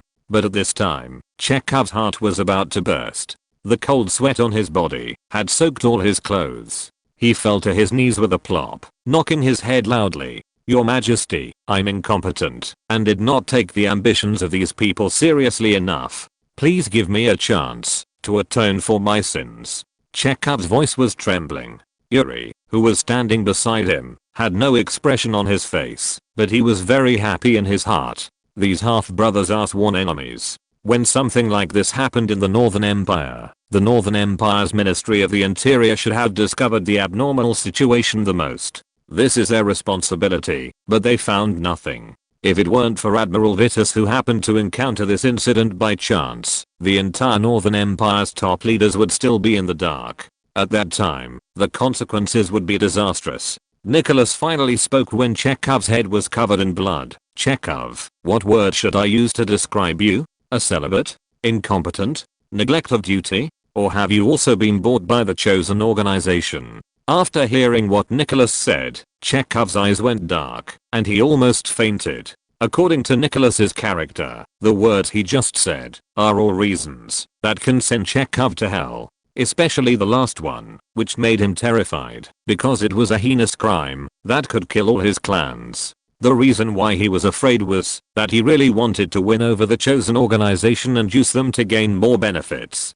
Fortunately, he was a cautious person, and his consistent creed was not to release the eagle before seeing the rabbit, so he didn't have time to make any move. As a result, he saved his life. This last charge was almost confirmed. Chekhov trembled, cried, and tears flowed. Your Majesty, I have always been conscientious, and I was negligent in this matter. I'm absolutely loyal to your Majesty, and the heavens can bear witness. If I have the slightest intention of being disloyal, I'm willing to be buried in the stars. Emperor Nicholas thought for a long time. The position of Minister of the Interior is too important, and there is really no more suitable candidate at the moment. Although Yuri is very capable, once he sits in Chekhov's position, no one can check and balance him. This is what Nicholas does not want to see. So, he decided to let Chekhov go again. Forget it. I'm in a good mood today, so I'll let you go for now. But, Chekhov, you should know the importance of your position. I'm telling you clearly now, there won't be a next time for something like this. Thank you, Your Majesty, for your grace. I will repay your Majesty with my life. Pass on my order. Immediately list the chosen organization as the second target that can threaten my Northern Empire. The Ministry of the Interior, including the Military Intelligence Department and the Military's Investigation Department, will immediately conduct a secret investigation into the chosen organization. Of course, on the surface we still have to maintain the status quo and not alert the enemy. After discovering their strongholds, the military will immediately raid their bases and strongholds in the name of eradicating terrorist organizations or eradicating Galactic Empire spies. If necessary, the Snow Demon Knights can be dispatched. Nicholas thought for a while and continued, since we are going to take action, we have to kill them. If we can obtain their research results, that would be the best. Chekhov, don't let me down again. My patience and tolerance are limited. And Yuri, your military intelligence department should also intervene strongly. Yes, Your Majesty, Yuri said quickly. Thank you, Your Majesty, for your mercy. Chekhov was still trembling after saving his life. The space routes around Siberia are extremely busy. This is the capital of the Northern Empire and the political, economic, cultural and technological center of the Northern Empire. Since the Northern Empire has just been established, it is beneficial for Nicholas to centralize these centers together. However, the cost is that the population of the Siberian starfield is expanding, the resource consumption is extremely large, and the space traffic is congested. On the other hand, the Southern Galactic Empire, due to its long history, the capital Shinean Star is only a political center, and the other functions of the capital have been dispersed in the development of nearly 1,000 years. Among them, the Scientific and Technological Center and the Economic Center are Chang'an Star in the Western Administrative District, and the Cultural Center is Penglai Star in the Eastern Administrative District. But today, this busy route suddenly became deserted, and the airspace of the entire Siberia star was blocked by the army of the Northern Empire. A small spaceship marked with the royal emblem of the Northern Empire rushed out of the atmosphere from Siberia and docked on a royal heavy battle cruiser in space. Chapter 612 Nicholas's Way Out. This King-class heavy battle cruiser was put into use 30 years ago and is the main space battleship in service in the Northern Empire. From here, we can also see the difference between the military-industrial technology development lines of the Northern Empire and the Galactic Empire. Due to the high technological level of mechas in the Galactic Empire, most of their space battleships are high-speed mecha cruisers with mechas as the main means of combat. This type of space battleship can carry a large number of mechas, and mainly relies on mechas to attack. Moreover, the speed of these spacecraft is much faster than that of the Northern battleships. The space battleships of the Northern Empire are influenced by the thinking of a cannon and a giant ship. Their battleships are large in size, thick in armor, fierce in firepower, carry very few mechas, and have relatively slow speeds. Each of these 10 King-class heavy space cruisers can carry 20 various mechas. Looking at the paint on the outside of these cruisers, they belong to the Royal Guard of the Northern Empire. This fleet is the Guard of the Nicholas family. It is not large in scale, and consists of 20 King-class heavy cruisers. This time, 10 heavy cruisers were dispatched to escort Nicholas. The Royal Guard spaceship took off and headed north. More than 10 hours later, a huge monster appeared in space. It was a huge heavy space carrier, the flagship of the Northern Empire's first fleet, the heavy space carrier Bravery. Nicholas personally drove his white killer mecha onto the Bravery. In the mecha warehouse on the Bravery, Admiral Denisov, the commander of the Northern Empire's first fleet, had been waiting with his men for a long time. Emperor Nicholas jumped off the mecha, and dozens of officers knelt on one knee under the leadership of Denisov, stroking their chests with their right hands. "Your Majesty, welcome to the Bravery. Stand up, no need to be polite. Let's set off immediately and head to the Khabarovsk starfield. We don't have much time." "Yes, Your Majesty." Several groups of green flares were fired from the front, back, left and right of the Bravery space carrier to remind the fleet ahead to clear the route. The 16 giant thrusters at the tail of the spacecraft sprayed blue flames. The space carrier is huge, and it takes a certain amount of reaction time to speed up and change course. But once it moves at high speed, due to inertia, its flight speed is not slower than those high-speed space cruisers.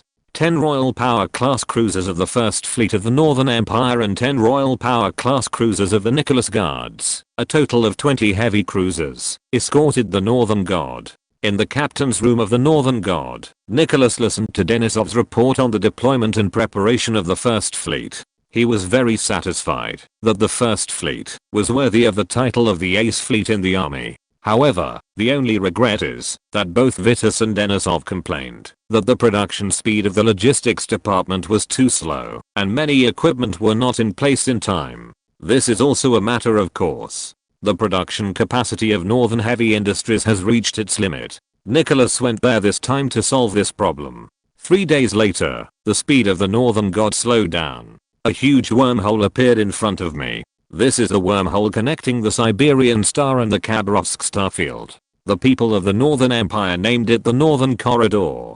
Some people also jokingly call this wormhole the back road. The area of the Khabarovsk starfield is larger than the 3 starfields in other parts of the Northern Empire combined. The celestial bodies here are relatively complex, with few habitable planets, but rich in mineral resources. The most important thing is its geographical location, far away from the Galactic Empire, and only 2 wormholes connecting it to the outside world. It is very closed. So Nicholas's family has secretly built this place as a logistics base for generations. Once the war enters a white-hot stage and the situation is unfavorable, Nicholas will withdraw all his troops into the Khabarovsk starfield, and even blow up a wormhole for the last dying struggle. The Galactic Empire will pay a painful price to occupy this place. So this wormhole is called the back road for Nicholas and the Northern Empire. And another channel connecting the Khabarovsk starfield to the outside world is Korovin Star in the Sakhalin starfield. A large amount of military supplies enter and exit through the wormhole of the Korovin starfield. That wormhole is called the Northwest Corridor. Getting closer and closer to the entrance of the Northern Corridor, 5 giant military fortress satellites appeared in front of us. The diameter of each fortress satellite is more than 20 kilometers. There is also a fleet of 200 heavy cruisers, which belongs to the Khabarovsk Administrative District Garrison Fleet. This is a very mysterious fleet. Except for Nicholas, even other generals of the Northern Empire military, including the military, are not clear about the strength and scale of this fleet. There is no such force in the Northern Empire army. Their current mission is to guard the Khabarovsk starfield. This is one of Nicholas's last trump cards. Now this wormhole and its vicinity belong to the military control zone. At a distance of 30,000 kilometers from the entrance of the wormhole, warships will drive away other spacecraft that are traveling here. If an unauthorized spacecraft approaches the area 20,000 kilometers away from the wormhole entrance, it will be attacked by the army. Nicholas stayed here for a day, inspected 2 armed fortress satellites, and then boarded the spacecraft again and started the interstellar jump. Although the Northern Corridor wormhole is huge and has a large volume of traffic, it is not long. This jump took only 5 hours, and the spacecraft flew out of the wormhole. The exit of the wormhole opposite the Northern Corridor is actually facing 5 armed fortress satellites. Even the Galactic Empire was unaware of the existence of these 5 armed fortress satellites. Even if 2 or 3 main fleets wanted to attack here, they would be hit head on by these armed fortress satellites. Nicholas' fleet continued to move forward and finally arrived at their destination, Voronezh, the capital of the Khabarovsk starfield. 2 days later.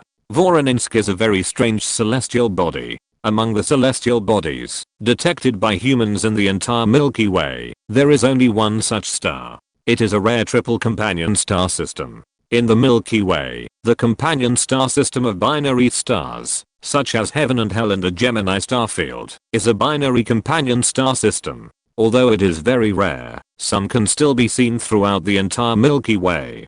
Chapter 613 Artificial Intelligence Athena. But like Voronezh, 3 planets are on the same ecliptic plane, and the 3 planets revolve around a non-existent star axis. At the same time, the system composed of these 3 planets also revolves around a star.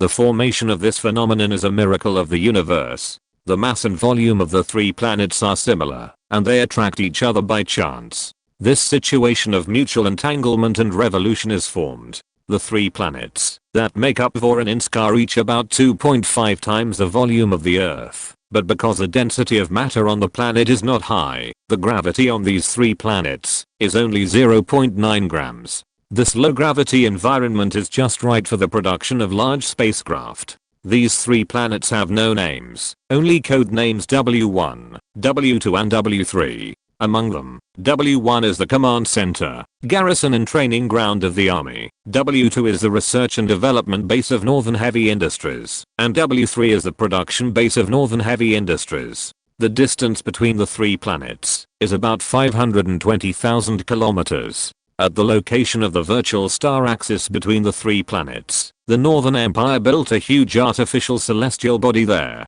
The construction of this celestial body took more than 800 years. Since the discovery of Voronezh, this artificial planet has been continuously built and has become larger and larger. Finally, it has formed a behemoth. This giant artificial satellite is called Athena, borrowing the name of the goddess of wisdom and war. On the surface, this is an armed fortress satellite with a diameter of 4,600 kilometers and a volume that is 2 times larger than the moon, but the core of this planet is a giant optical computer. This optical computer is also the largest optical computer in the entire galaxy. It is responsible for the network construction of the entire Northern Empire Army and the data database of Northern Heavy Industry. The name of this optical computer is also called Athena, and the name of the satellite comes from this optical computer. The network environment of Khabarovsk is independent, and this closed local area network environment is naturally also used by Athena as a server. In order to manage Athena, the Northern Empire developed an intermediate artificial intelligence to manage the entire optical computer. Of course, the highest authority owner of the optical computer is Nicholas. This artificial intelligence is of course habitually called Athena. It is said that Siberia is the core of the Northern Empire, but it is not known that this is the real core of the Northern Empire. Nicholas drove his white killer mecha and took the mecha guards to W2 Planet, the research and development center of Northern Heavy Industries.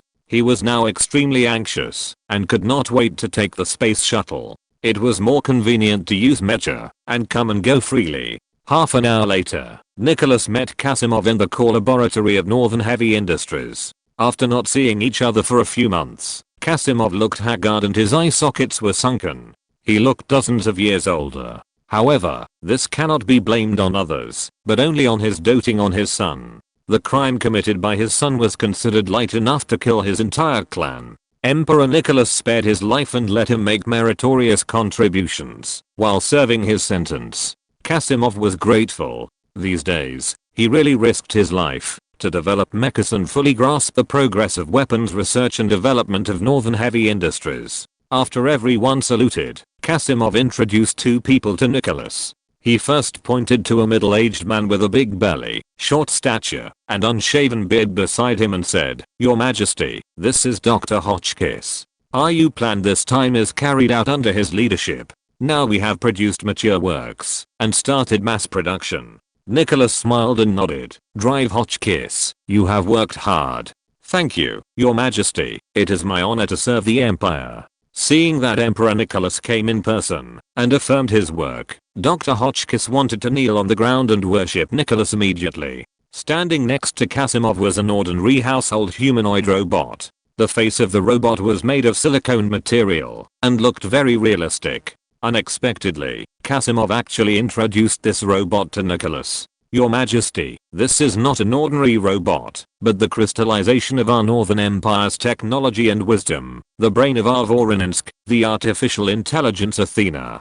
She is responsible for the management of our army, information exchange and mobilization, the research and development calculations of Northern Heavy Industries, and the overall production planning." After she took over, the production efficiency of Northern Heavy Industries increased by 15%. "Athena greets Your Majesty. Please take care of me on this first meeting." The robot actually bowed deeply and said very politely.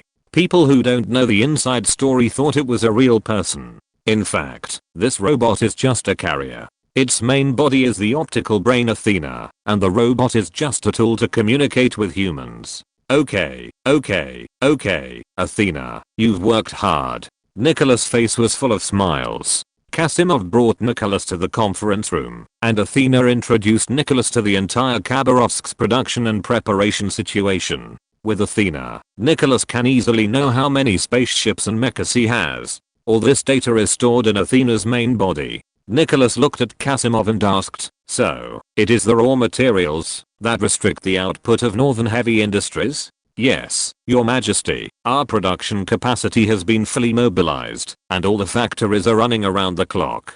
Due to the lack of materials for many products, we can only settle for the second best and produce a large number of semi-finished products. As long as the materials are supplied, a large number of finished products will be shipped out in a short time. Athena fully controls and optimizes the production capacity of all factories, and now we are just waiting for the raw materials to be put into the pot. Moreover, in order to solve the problem of insufficient raw materials, I have arranged nearly half of the R&D team to conduct research on those scarce materials and substitutes for raw materials, which can also solve some problems." In addition, Kasimov seemed to be hesitant to speak. Nicholas raised his eyebrows. "Just say whatever you want to say, I forgive you." "Yes, Your Majesty, it's about Shanran. The woman they sent last time left, and soon 3 more women came. It seems that their level is higher than the first woman. Our Foreign Affairs Department put forward some technical requirements to them, and the result was surprising. They proposed many solutions to us. These solutions are nearly 100 years ahead of our current technology. We used Shanran solutions to solve many problems in core technology and material substitution. I think we need to report to you about this matter." Nicholas fell into deep thought and then asked, "Did they make any requests?" "Your Majesty, they wanted to see a mecha. We randomly found a few old models of Diarolf mecha. After seeing them, they sneered and then lost interest in our technology, saying that our mecha technology is their technology from millions of years ago. They continued to travel around our country. That's it. I see. Let the Ministry of Foreign Affairs and the Ministry of the Interior handle this matter. As for their technology, we must understand it thoroughly before using it. If we don't understand the technology, we must never abuse it. Yes, Your Majesty. If you're listening to this novel on a channel other than Fanfic World, it means they downloaded and uploaded it without effort. We cordially invite you to visit our channel, Mundo Fanfic Novelos. There you'll find the original version of this story and you can explore many other novels of various genres. We're waiting for you to immerse yourself in a world of incredible novels. Chapter 614, Core Engine and Doomsday. Emperor Nicholas came to Voronezh, the capital of the Khabarovsk Star region. In the core laboratory of Northern Heavy Industries on planet W2, the heads of Northern Heavy Industries, Kasimov and Dr. Hotchkiss, brought Emperor Nicholas to the Mecha Research Laboratory. On a small assembly line in the laboratory, there are 10 Mecha engines being assembled. The shell of the engine is black with a striking triangular ionizing radiation logo printed on it. This shows that this is a nuclear-powered engine.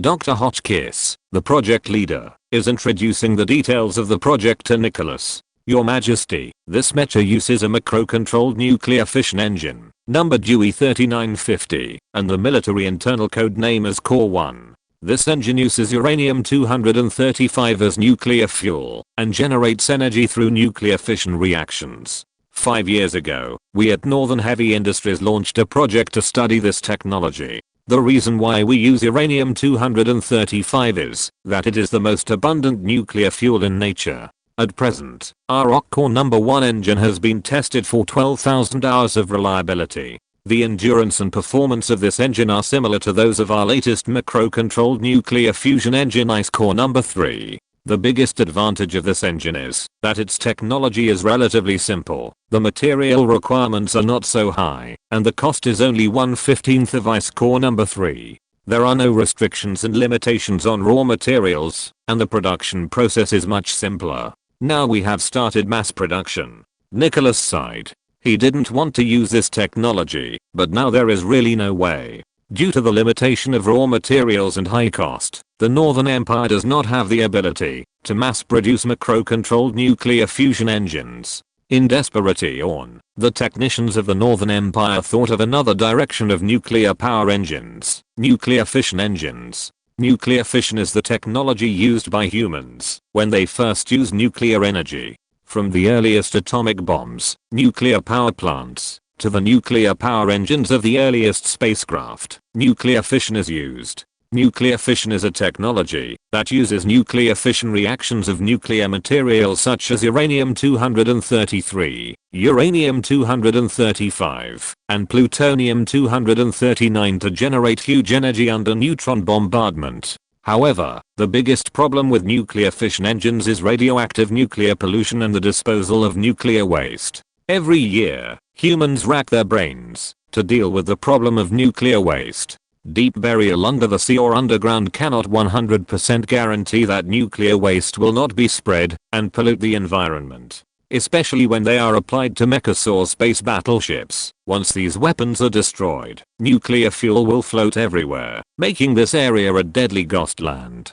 Although humans have been using nuclear energy for more than 2,000 years, there is still no progress in the technology of dealing with radioactive nuclear pollution and treating radiation damage. Even the gods do not have this technology because they do not use defective energy such as nuclear fission.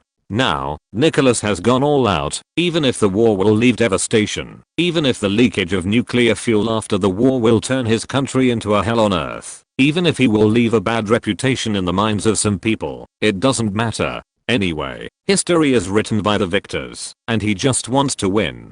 Everyone came to the mecha test site, and several mechas were ready to go in the mecha warehouse in front of them.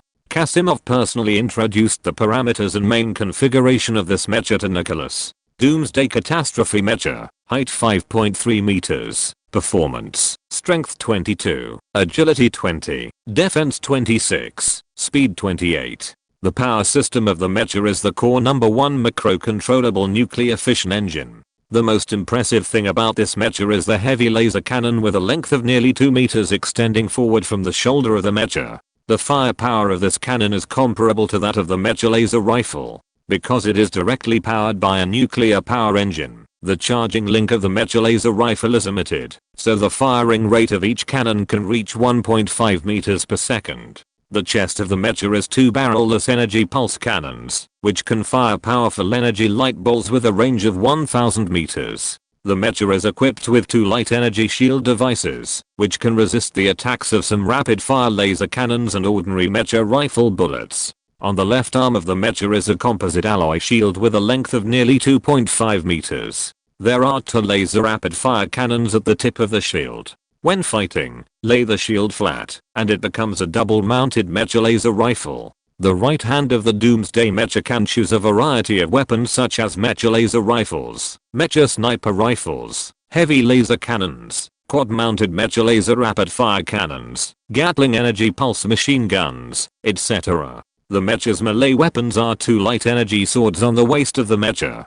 The back of the Doomsday mecha is 2 medium-sized white light thrusters, and the legs and chest of the mecha also have several small auxiliary blow light thrusters, which makes this mecha's maneuverability not weak. It can also be equipped with a flight backpack when fighting in space or in the atmosphere. This kind of flight backpack does not need to be loaded with batteries and is directly powered by a nuclear-powered engine. So its size is very small and will not affect the agility of the mecha, but it greatly improves the flight ability of the mecha. In general, this is a military type mecha with excellent performance in all aspects, fierce firepower, and outstanding long-range attack capabilities. The cost of such a mecha is only 1/10 of the Vengeance Wolf mecha, but the performance is not much different. If you have to find a disadvantage, it is the nuclear pollution problem of its micro-controllable nuclear fission engine. But in other words, without this engine, the cost of the mecha would not be so low. Nicholas nodded. He is an S-class mecha master and knows mechas very well. He is very satisfied with the parameters of this Doomsday Catastrophe mecha. However, as to whether it is as Kasimov said, actual testing is needed to verify. Nicholas and others came to the mecha test site hundreds of kilometers away from the laboratory. At this time, 10 mechas have been prepared here. Kasimov was about to order the tester to board the mecha, but was stopped by Nicholas. Kasimov, how is the internal radiation protection of this mecha? Will it hurt the mecha master? Chapter 615, Doomsday Test. Your Majesty, we took the issue of nuclear protection into consideration when designing this mecha. The Doomsday mecha is intended to be driven by elite mecha pilots. The value of these mecha pilots is much higher than these mechas, so the nuclear protection inside the mecha is the top priority of our mecha research and development. We have taken a variety of nuclear protection measures. Not only will the mecha pilots not have any problems, but even the mecha repairmen will not be exposed to nuclear radiation, as long as they do not disassemble the engine compartment, and even if they do not wear protective clothing. The internal nuclear protection standards of this mecha comprehensively exceed the nuclear protection standards of all current nuclear-powered mechas in our country. So please rest assured. Moreover, we have also done a large number of destructive experiments. As long as the cockpit and the engine compartment are not severely damaged at the same time, the mecha pilots will not be harmed by nuclear radiation. Very good. Nicholas was very satisfied. Although Kasimov was not very good at employing people, and was also a bureaucrat fan, his talent in mecha design was top-notch in the entire galaxy. Kasimov, I'm not here to watch a show. The performance of mecha is determined by the mecha master.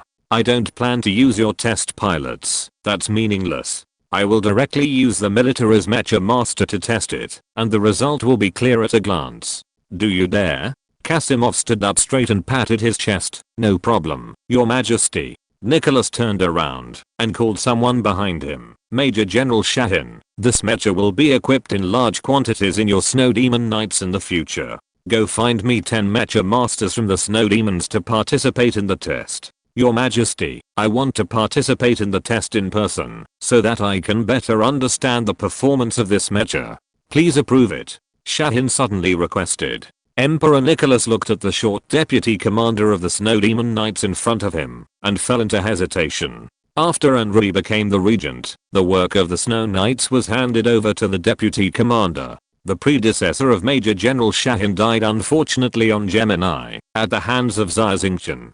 Henri, under the banner of Nicholas, paid a great price to dig this A-level mecha division from Denisov's men in the 1st Fleet. Shahin's position is the same as that of Major General Kirilenko of the 2nd Fleet, and he is also the commander of the mecha unit of the main fleet. The position of the deputy commander of the Snow Knights is very important, and it will be the trump card in Nicholas's hand, so Shahin accepted the appointment. After a few months, Nicholas and Andrei were very satisfied with his work. After thinking for a long time, Nicholas finally made up his mind. Okay, that's it. Pay attention to safety. Please wear protective clothing with your men, and terminate the test immediately if you find anything wrong. Yes, Your Majesty. Major General Shahin took the order and left. Wherever Nicholas went, there were 20 mecha divisions in his guards. These are all C-class mecha masters, all of whom are Andrei's confidants and the elite of the Snow Demon Knights. Their mission is to defend the safety of Emperor Nicholas with their lives.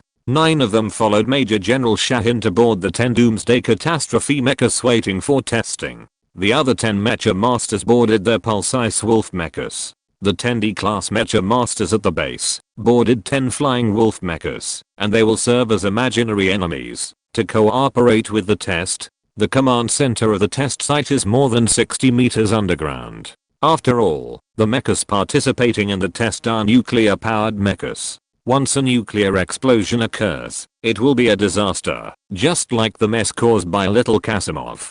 Major General Shahin and 10 other mecha masters carried out the test step by step according to Kasimov's instructions, performing various actions. The data of the 10 mechas were transmitted to the large screen of the command center through the battlefield data link. The test started with the most basic actions: walking, running, jumping, flying, and then performing various maneuvers, and finally shooting in close combat. Watching the old heavy armored mechas used as targets on the test field being destroyed by powerful firepower. Emperor Nicholas led the applause. General Shahin, how do you feel? Nicholas asked. Report to Your Majesty, the performance of this mecha is very good. I personally feel that its performance and combat effectiveness completely crush the Ice Wolf mecha and Pulsice Wolf mecha. The performance is similar to that of the Vengeance Wolf, and even surpasses it in some aspects. Shahin's evaluation of this mecha is very high. This series of basic tests lasted for more than 2 hours. After a short break, the 10 mechas began to conduct actual combat simulation tests. For these C-level mecha masters, these 2 hours of operation are enough to master the operation of this mecha. All mechas turn on the actual combat simulation mode, open a data port, and connect the data link to the central optical computer. Karimov gave an order. The weapons of the mecha are too powerful, and the cost of live ammunition shooting is too high. So there is a real combat simulation test system for mechas. Under this system, the data links and central control optical computers of all mechas are connected to a large optical computer. During the battle, the mecha's laser weapons and energy weapons can still be fired, but the lasers fired are harmless. Although it looks like real firing, this laser has no lethality. If the weapon hits the opponent's mecha, the large optical computer will calculate the comprehensive information such as the performance of the mecha, the performance of the weapon, and the attacked part of the mecha. Through a large number of complex calculations, the damage degree of the hit mecha can be obtained. According to the damage of these mechas, the central control optical computer can, in turn, control these hit mechas to simulate the performance degradation of these mechas after being hit. If the central optical computer determines that the damage to the mecha is fatal, it will control the hit mecha to stop on the spot and withdraw from the battle. Because there is too much data to be processed in the actual combat simulation of the mecha, the optical computer's computing capacity is hundreds of times that of ordinary mecha simulators. It must also complete the calculation and feedback in an instant. The performance requirements of the central optical computer are very high. At least a fortress-level central optical computer can be competent. Major General Shahin and others boarded their respective mechas again, set the program to the actual combat simulation mode, and connected to the central optical computer. The simulated combat test begins now. Kasimov gave the order. 10 Doomsday mechas flew out with a roar. Chapter 616, a great success. 10 Doomsday Catastrophe mechas roared out and lined up in a battle formation. Soon, 10 red dots appeared on the radar screen. They were 10 Pulsice Wolf mechas. This mecha is an enhanced version of the Pulse Ice Wolf mecha, and is generally used as a captain's mecha. The Snow Knights are also equipped with a large number of this mecha. Battle formation number 3. Pay attention. Concentrate your firepower. Kill 2 or 3 first. It is better to break 1 finger than to hurt 10 fingers. Major General Shahin gave the order. In order to show fairness, the 10 Doomsday Catastrophe mechas participating in the actual combat test this time all used ordinary mecha laser rifles, but the rifle is only an auxiliary weapon, and the heavy cannon laser cannon on the shoulder of the mecha is the most powerful weapon. Fire. Facing the aggressive Pulse Ice Wolf mecha group on the opposite side, the Doomsday Catastrophe mecha opened fire. The heavy cannon laser cannon burst out 20 thick purple lasers and flew towards their respective targets. Every 6 heavy laser cannons were aimed at one Pulse Ice Wolf mech, while Major General Shahin's full firepower and 10 mech laser rifles were aimed at another Laser Ice Wolf mech. 20 heavy laser cannons and 10 mech laser rifles released lasers all over the sky, and the Pulse Ice Wolf on the opposite side raised its shield to resist. However, the central optical computer of the mech test field quickly determined that the alloy shields of the 4 Pulse Ice Wolf mechas in the front were directly destroyed, and they had exploded and withdrawn from the battle. Suddenly, the remaining 6 Ice Wolf mechas were in chaos. Before they understood what happened, the second wave of laser attacks arrived. 3 more mechas exploded. Then the third round of volleys arrived. In less than 10 seconds, 5 rounds of volleys, all 10 Pulse Ice Wolf mechas were wiped out. The opponents were both C-class mech divisions. There was not much difference between the 2 sides in mech driving technology, and there were no mistakes in tactical command. Such a result was completely due to the crushing performance of the mechas. Good. Well done. In the underground command center, Emperor Nicholas jumped up from his chair happily and led the applause. Nicholas is an expert, and he knows very well what role such a mecha can play on the battlefield. Your Majesty, the simulation test cannot fully reflect the performance of the Doomsday mecha, especially this heavy laser cannon. When it shoots, it will be accompanied by a huge impact force. If the opponent's mecha does not stand firmly, it will be knocked to the ground and lose balance. In other words, in actual combat, only 2 such mechas can be used to directly destroy the opponent's mecha from the front.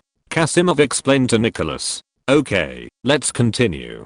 This time, 10 red dots appeared on the radar screen again. This time it was 10 Ice Wolf mechas. Mechas take off, each fighting for itself. Major General Shahin once again issued a combat order. The thrusters of the Doomsday mecha sprayed white light, and the auxiliary thrusters on the flight backpack also started working, and the mecha took off. The mecha divisions fought fiercely in mid-air. Although the Doomsday mech is slightly inferior to the Airwolf mech in terms of speed and flight performance, the Doomsday mech's flight speed and performance are much better than the Pulse Ice Wolf. The most important thing is that their firepower is fierce and their armor is also extraordinary. The Airwolf mech only has 2 double-mounted heavy laser cannons on its back that can hurt the Doomsday mech. A few minutes later, the battle ended, and the system determined that the Airwolf mech was completely destroyed, and 3 Doomsday mechas were slightly injured. Emperor Nicholas stood up again and applauded enthusiastically. Your Majesty, we have conducted hundreds of tests day and night. The Doomsday mech has fully met the design requirements, and is also reliable. I wonder if Your Majesty is still dissatisfied with anything. Please raise it, and we will start to improve it immediately.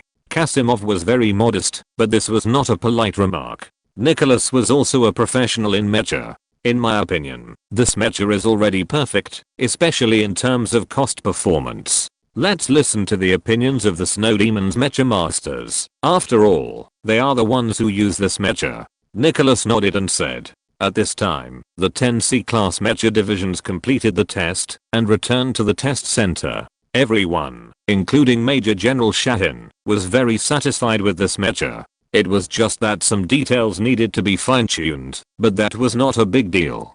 Emperor Nicholas was very satisfied. He suddenly remembered something very important. Kasimov, what is the production capacity of this mecha? The war is approaching, and we don't have much time left. No matter how good the mecha is, it will be useless if the production volume cannot be increased, and it cannot be equipped on a large scale. Your Majesty, we have produced 63 Doomsday Catastrophe Mechas so far, one of which is a prototype, and the remaining 7 were damaged in destructive tests. We kept 5 for subsequent modification and upgrade experiments, and can provide 50 Doomsday Catastrophe Mechas to the military. As for the output, after Athena's calculation, although the bottleneck of materials for this mecha is not big, the production of some special parts requires some special equipment, and the production of materials for some key parts also takes a certain amount of time.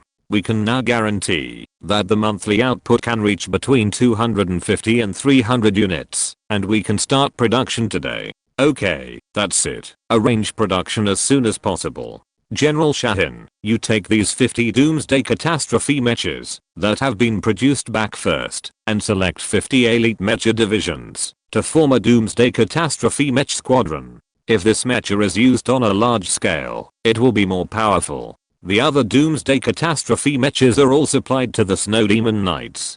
Try to equip all the squad leaders with this mecha before the war starts. Yes, Your Majesty. Major General Shahin was ecstatic. Equipped with this mecha, the combat effectiveness of the Snow Knights has doubled. In this way, it will be easy to win military merits. While Nicholas was in a good mood, Kasimov struggled mentally for a long time, and finally made up his mind, and said to Nicholas, Your Majesty, I have another suggestion about the mecha of the Snow Knights. I don't know whether I should say it or not.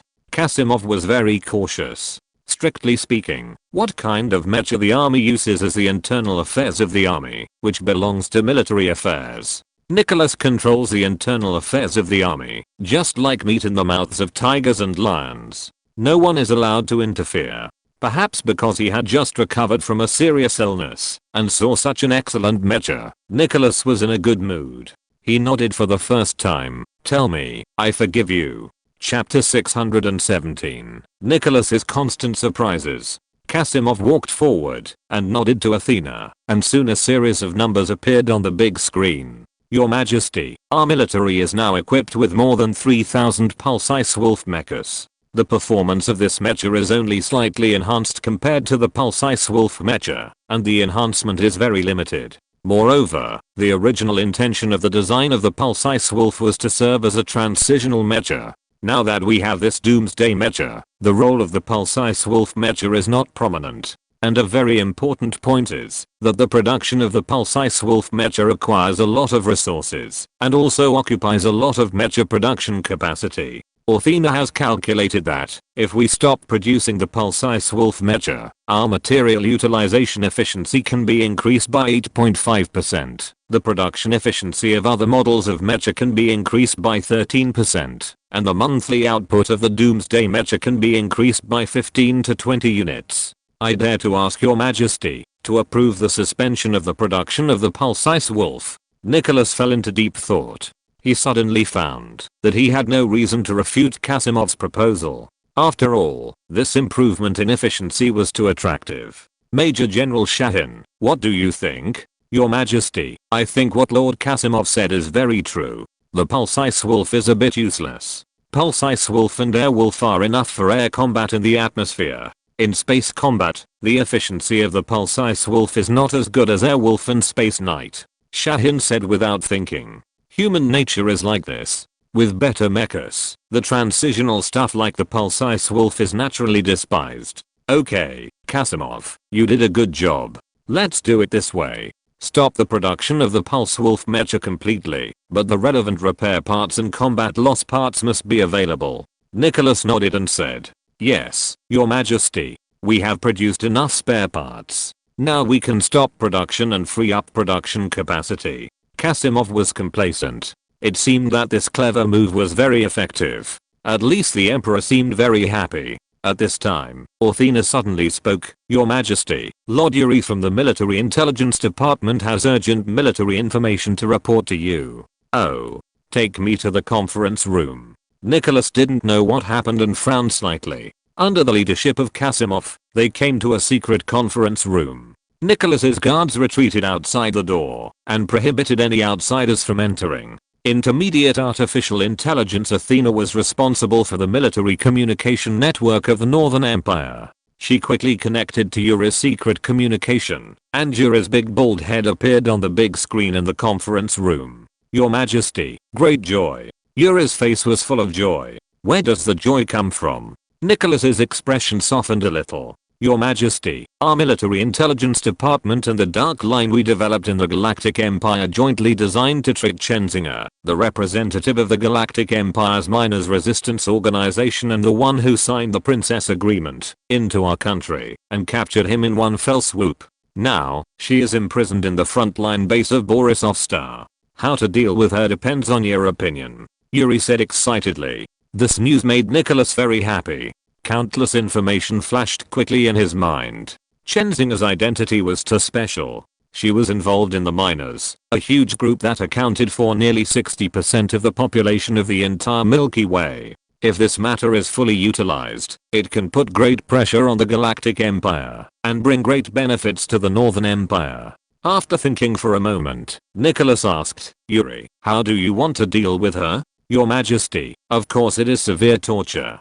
She must have a lot of secret information about the miners. If we get this information, we can do a lot of things on it. And she has some power in her hands. If we can make her surrender, then these forces can be used by us. Moreover, this torture and torment process must be seen by everyone to deter those who cause trouble to our empire. If she does not agree to cooperate with us, it is best to publicly execute her in the end, to squeeze out her surplus value, Yuri said. Nicholas smiled. Yuri, as an intelligence chief, there is nothing wrong with your idea, but considering the overall situation, your view is still a little biased.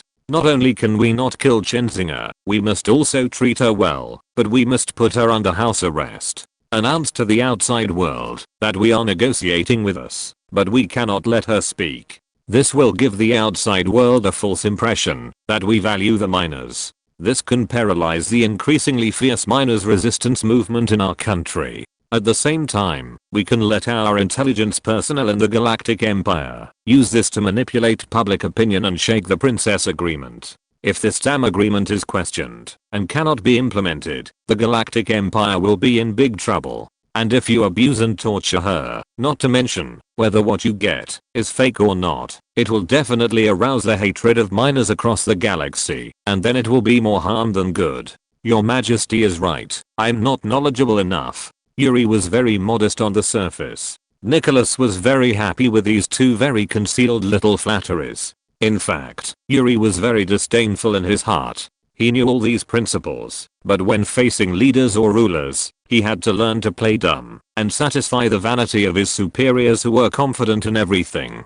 This is the advanced method of the fox. Nicholas then asked, where is Xinjiang imprisoned now? Report to your Majesty, she was captured at the frontier spaceport of Borisov.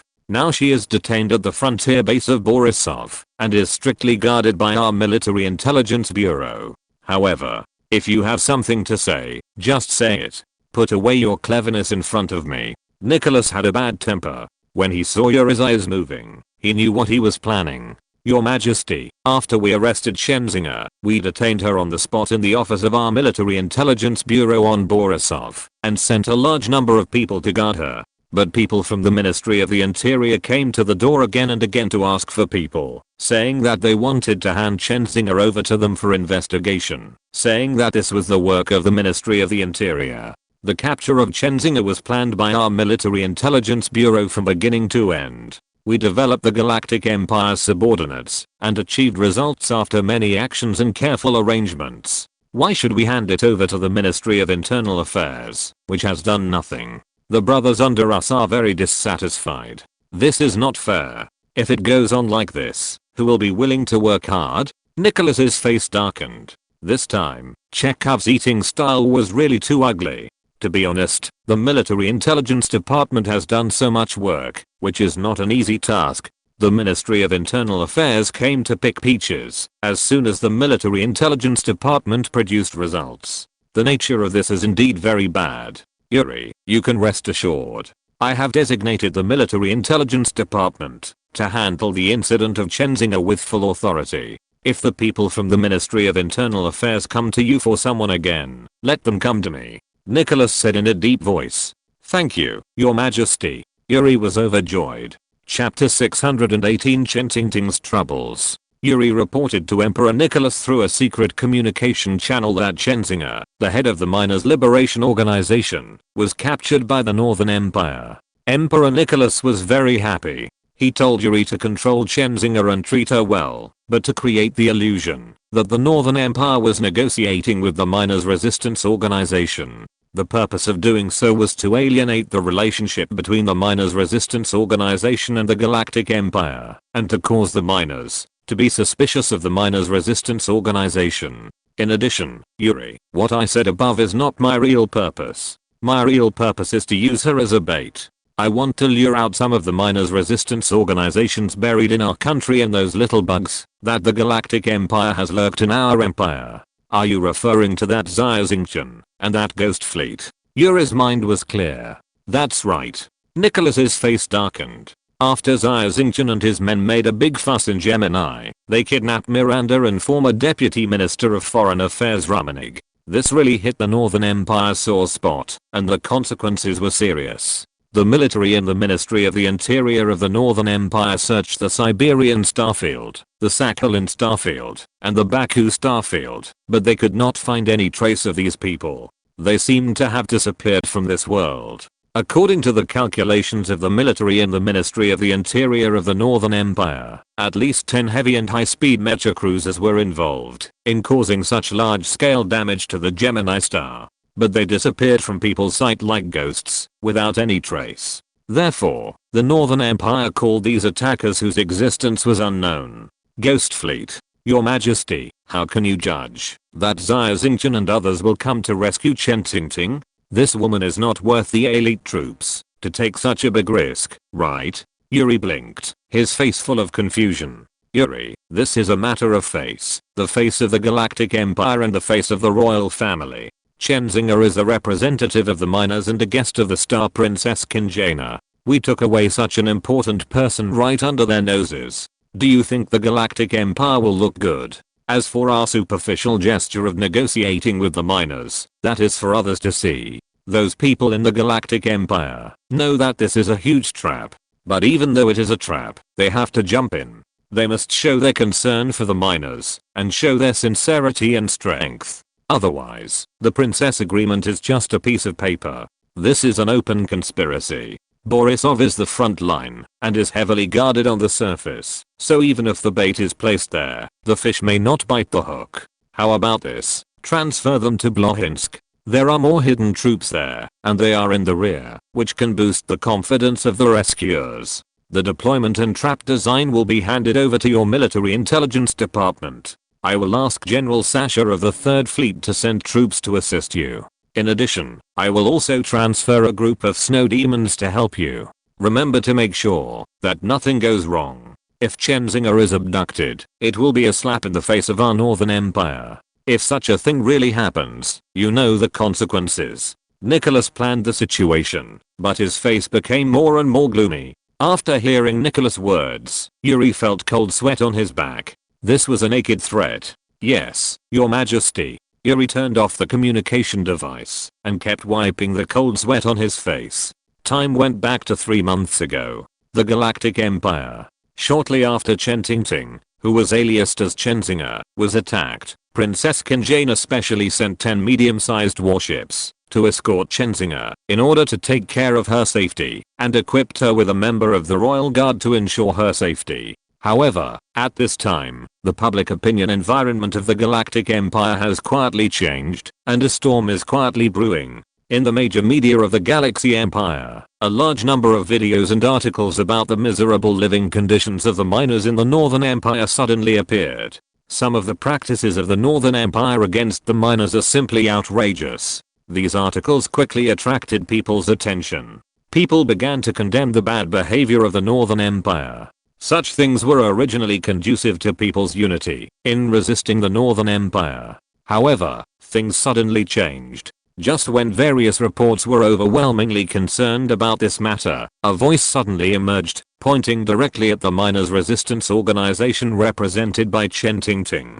These reports said that Xia Xingchen and others were only concerned with making a name for themselves in the country and had long forgotten the purpose of liberating the miners and had long forgotten the miners who were still suffering in the Northern Empire. Immediately afterwards, scholars, public intellectuals, and civil groups from all walks of life also came out to accuse Xia Xingchen and the Star Princess Xingchen. Even some miners were affected by this trend of thought, believing that Xia Xingchen betrayed them in exchange for personal interests. Later, such voices appeared within the government of the Galactic Empire. Some officials suggested that Xia Xingchen and others should go to the Northern Empire to contact the miners there and contact the resistance organization and then cooperate with the Galactic Empire's counterattack.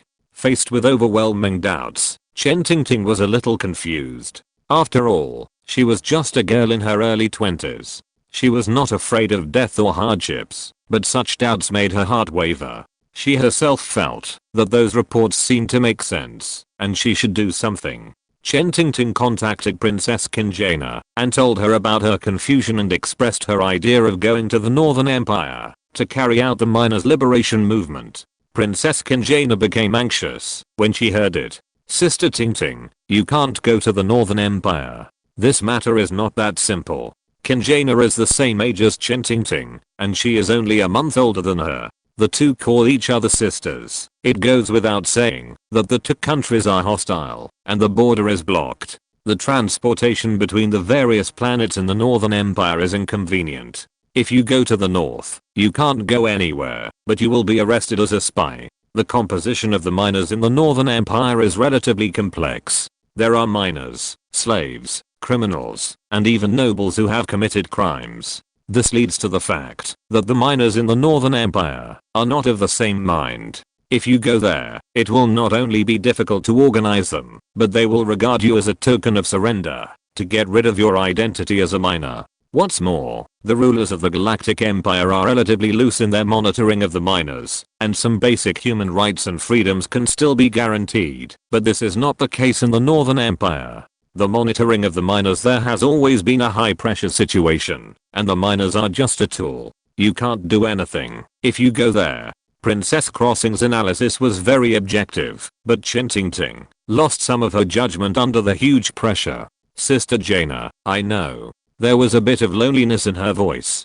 Xingchen knew that Xingchen was upset and comforted her. Xingchen, I can understand your feelings. We have a special identity, and the fate of many people is closely linked to us. There is still a lot of coordination work for the miners in the Galactic Empire. You should do these things well.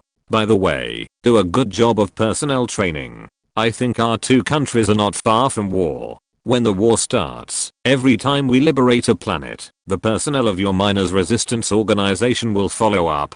Do a good job of identification, and then we can return the freedom to those truly kind miners. Sister, listen to me. Don't do stupid things. I know. Xia Xingchen replied angrily. Xingchen was entangled in mundane affairs, and she underestimated the determination and stubbornness of her sister.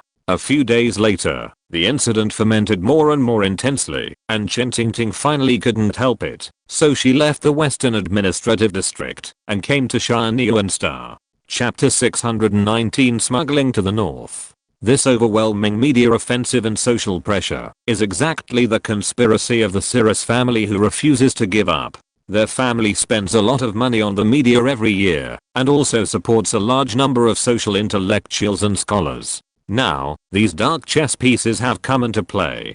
Public opinion is a soft knife. If used well, the effect is more prominent than mechas and warships. As for the pressure within the government, it was instructed by Deputy Prime Minister Fusei Cirrus.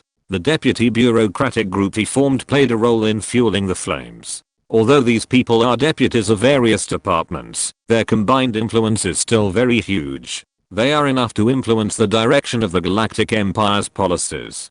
Xia Xingchen couldn't bear the pressure of public opinion and decided to go to the north. She knew that Xingchen would definitely strongly stop her, so she didn't make any unusual moves on the surface. She only said that she went to Xia Xingchen to explain some of her practices to the government and people of the Galactic Empire. On Xia Xingchen, the security situation is still good, so the guards sent by Xingchen didn't follow so closely. In order not to alarm Kinjana, Chen Tingting secretly used her power within the Galactic Empire. Many miners have worked hard to enter the government departments of the Galactic Empire. Especially after Xia Xingchen came out of nowhere, many citizens who were born as miners entered the political and military circles, and the government relaxed a lot in this regard. And most of these people are staunch supporters of the Miners' Liberation Organization. Soon, she got through the joints. There is a female reporter who was born as a miner. She is from the Galaxy Free Press Group. This female reporter was originally going to follow the media spaceship that takes place every 2 months to the Northern Empire. Now there are many media from the Milky Way that have offices in various parts of the Northern Empire. Every 2 months, strictly reviewed media staff will take spaceships to travel between the Northern Empire and the Galactic Empire. This is probably the only personnel exchange between the two countries. The female reporter who was born as a miner is also one of the people from the Galaxy Free Press Group who went to the Northern Empire to work. Chen Tingting's men contacted her and pretended to be her to make a certificate, and made up and forged biometric verification information. And unexpectedly, in the strict review process, Chen Tingting almost got a green light all the way. This is also the convenience secretly provided by the relevant departments, instructed by Fusosaurus. This convenience further pushed Chen Tingting into the fire pit. Slowly, the people who were guarding Chen Tingting lost their vigilance. A girl under Chen Tingting used a camouflage device to make up like Chen Tingting and led the guards around Xia Star. Kinjana was very puzzled because there were almost no miners near Xia Star. She just thought that Chen Tingting was relaxing on Xia Star. The passenger ship carrying the media staff set off from Xia Star and flew for 20 days before reaching the northern border of the capital starfield and the border town of Biyuan Star. After staying here for a few days and going through a lot of inspections, the passenger ship finally left Biyuan Star and flew to the only wormhole connecting the Baku starfield of the Northern Empire and the capital starfield of the Galactic Empire, the Biyuan Corridor. This is a large wormhole that can pass spacecraft such as space carriers, and its throughput is very large, and it can pass more than 5,000 heavy warships at the same time. The route of the Biyuan Corridor is not long, and the passing time is only 15 hours. When the spaceship began the interstellar jump, everyone was praying, because no one knew what was waiting at the other end of the wormhole, perhaps a deadly laser. If there was any change in the policy of the Northern Empire, such as the two countries officially going to war, they would become sacrifices before the expedition. 15 hours later, the passenger spaceship drilled out of the wormhole. What came into view were 4 huge armed fortress satellites in the secret fleet. The spaceship almost hit hundreds of giant space meteorites under the action of inertia. These meteorites were deliberately transported from other places and placed here by the Northern Empire. After the spaceship ends the jump, it will lose power for about a minute and will glide by inertia. If the army of the Galactic Empire came out of the Biyuan Corridor, then their large and medium-sized warships would collide head-on with these obstacles suspended in space. In this way, there would be heavy losses without fighting the invaders. The pilot of the spaceship focused on controlling the spaceship and narrowly avoided several meteorites that passed by. The spaceship finally recovered its power, but soon, the spaceship stopped. A dozen of the Sovereign-class heavy cruisers appeared in front of them, with their huge guns pointed at the passenger ship, like a little rabbit surrounded by dozens of hungry lions. The pilot of the ship fired 5 flares of various colors, indicating that they were a neutral ship, and then quickly stated their identity on the public communication channel. Not long after, the passenger ship, under the guidance of several mechas, docked at a small spaceport hundreds of kilometers away. Through the window of the ship, you can see that dozens of mechas surrounded the ship near the spaceport dock. The passenger channel of the spaceport was connected to the ship, and dozens of fully armed soldiers rushed into the ship. After a thorough inspection, under their close surveillance, the passengers walked off the ship empty-handed. As for their luggage, it had to be strictly inspected by the Ministry of the Interior of the Northern Empire before it could be returned to them. These hundreds of media workers were taken into a hall with rows of seats, where they waited to be examined by the Northern Empire. There were dozens of rooms on the side of the hall, where intelligence officers from the Ministry of the Interior of the Northern Empire were, and they were screening and examining each person one by one. Each passenger has a number plate in his hand. Passengers whose numbers are called by the broadcast will go to the corresponding room for inspection and interrogation according to the instructions on the large screen in the hall. As her number gets closer and closer, Chen Tingting also becomes a little nervous. No 324. Galaxy Free Press. Ms. Cheng Fifei, please go to room 7 to register. Cheng Fifei is the name of the female reporter who was born a minor. Chen Tingting stood up, and several soldiers immediately set their sights on her. Chen Tingting raised the plate in her hand, and the soldiers turned their weapons, but 2 soldiers still pointed their guns at her intentionally or unintentionally. Chen Tingting calmed down, and walked into room 7. Chapter 620 Identity Exposed. This is a closed room of more than 30 square meters. There is a security door at the entrance of the room. 2 soldiers searched her with instruments. One of the soldiers touched her body. In order not to affect the overall situation, Chen Tingting suppressed her anger.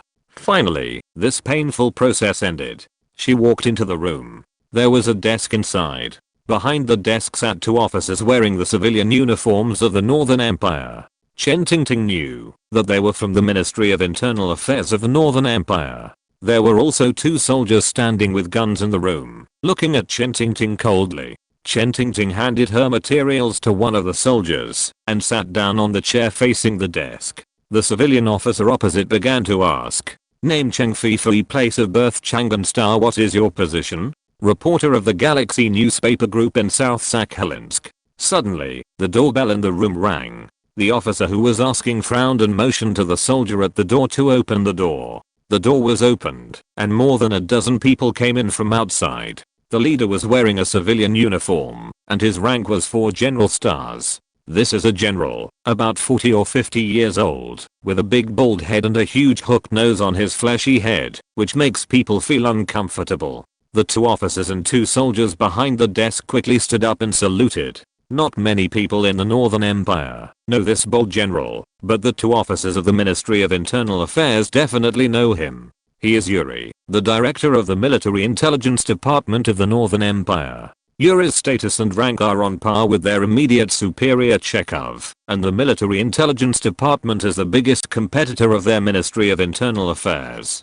The bosses of both sides don't like each other. The intelligence officers of both sides are very clear about these things. The big boss of the Military Intelligence Bureau actually came to the front line of the battlefield in person. Something is fishy. Yuri waved his hand impatiently. This woman is related to a secret operation of our Military Intelligence Department. You go out. Our Military Intelligence Department will take over this woman and her affairs.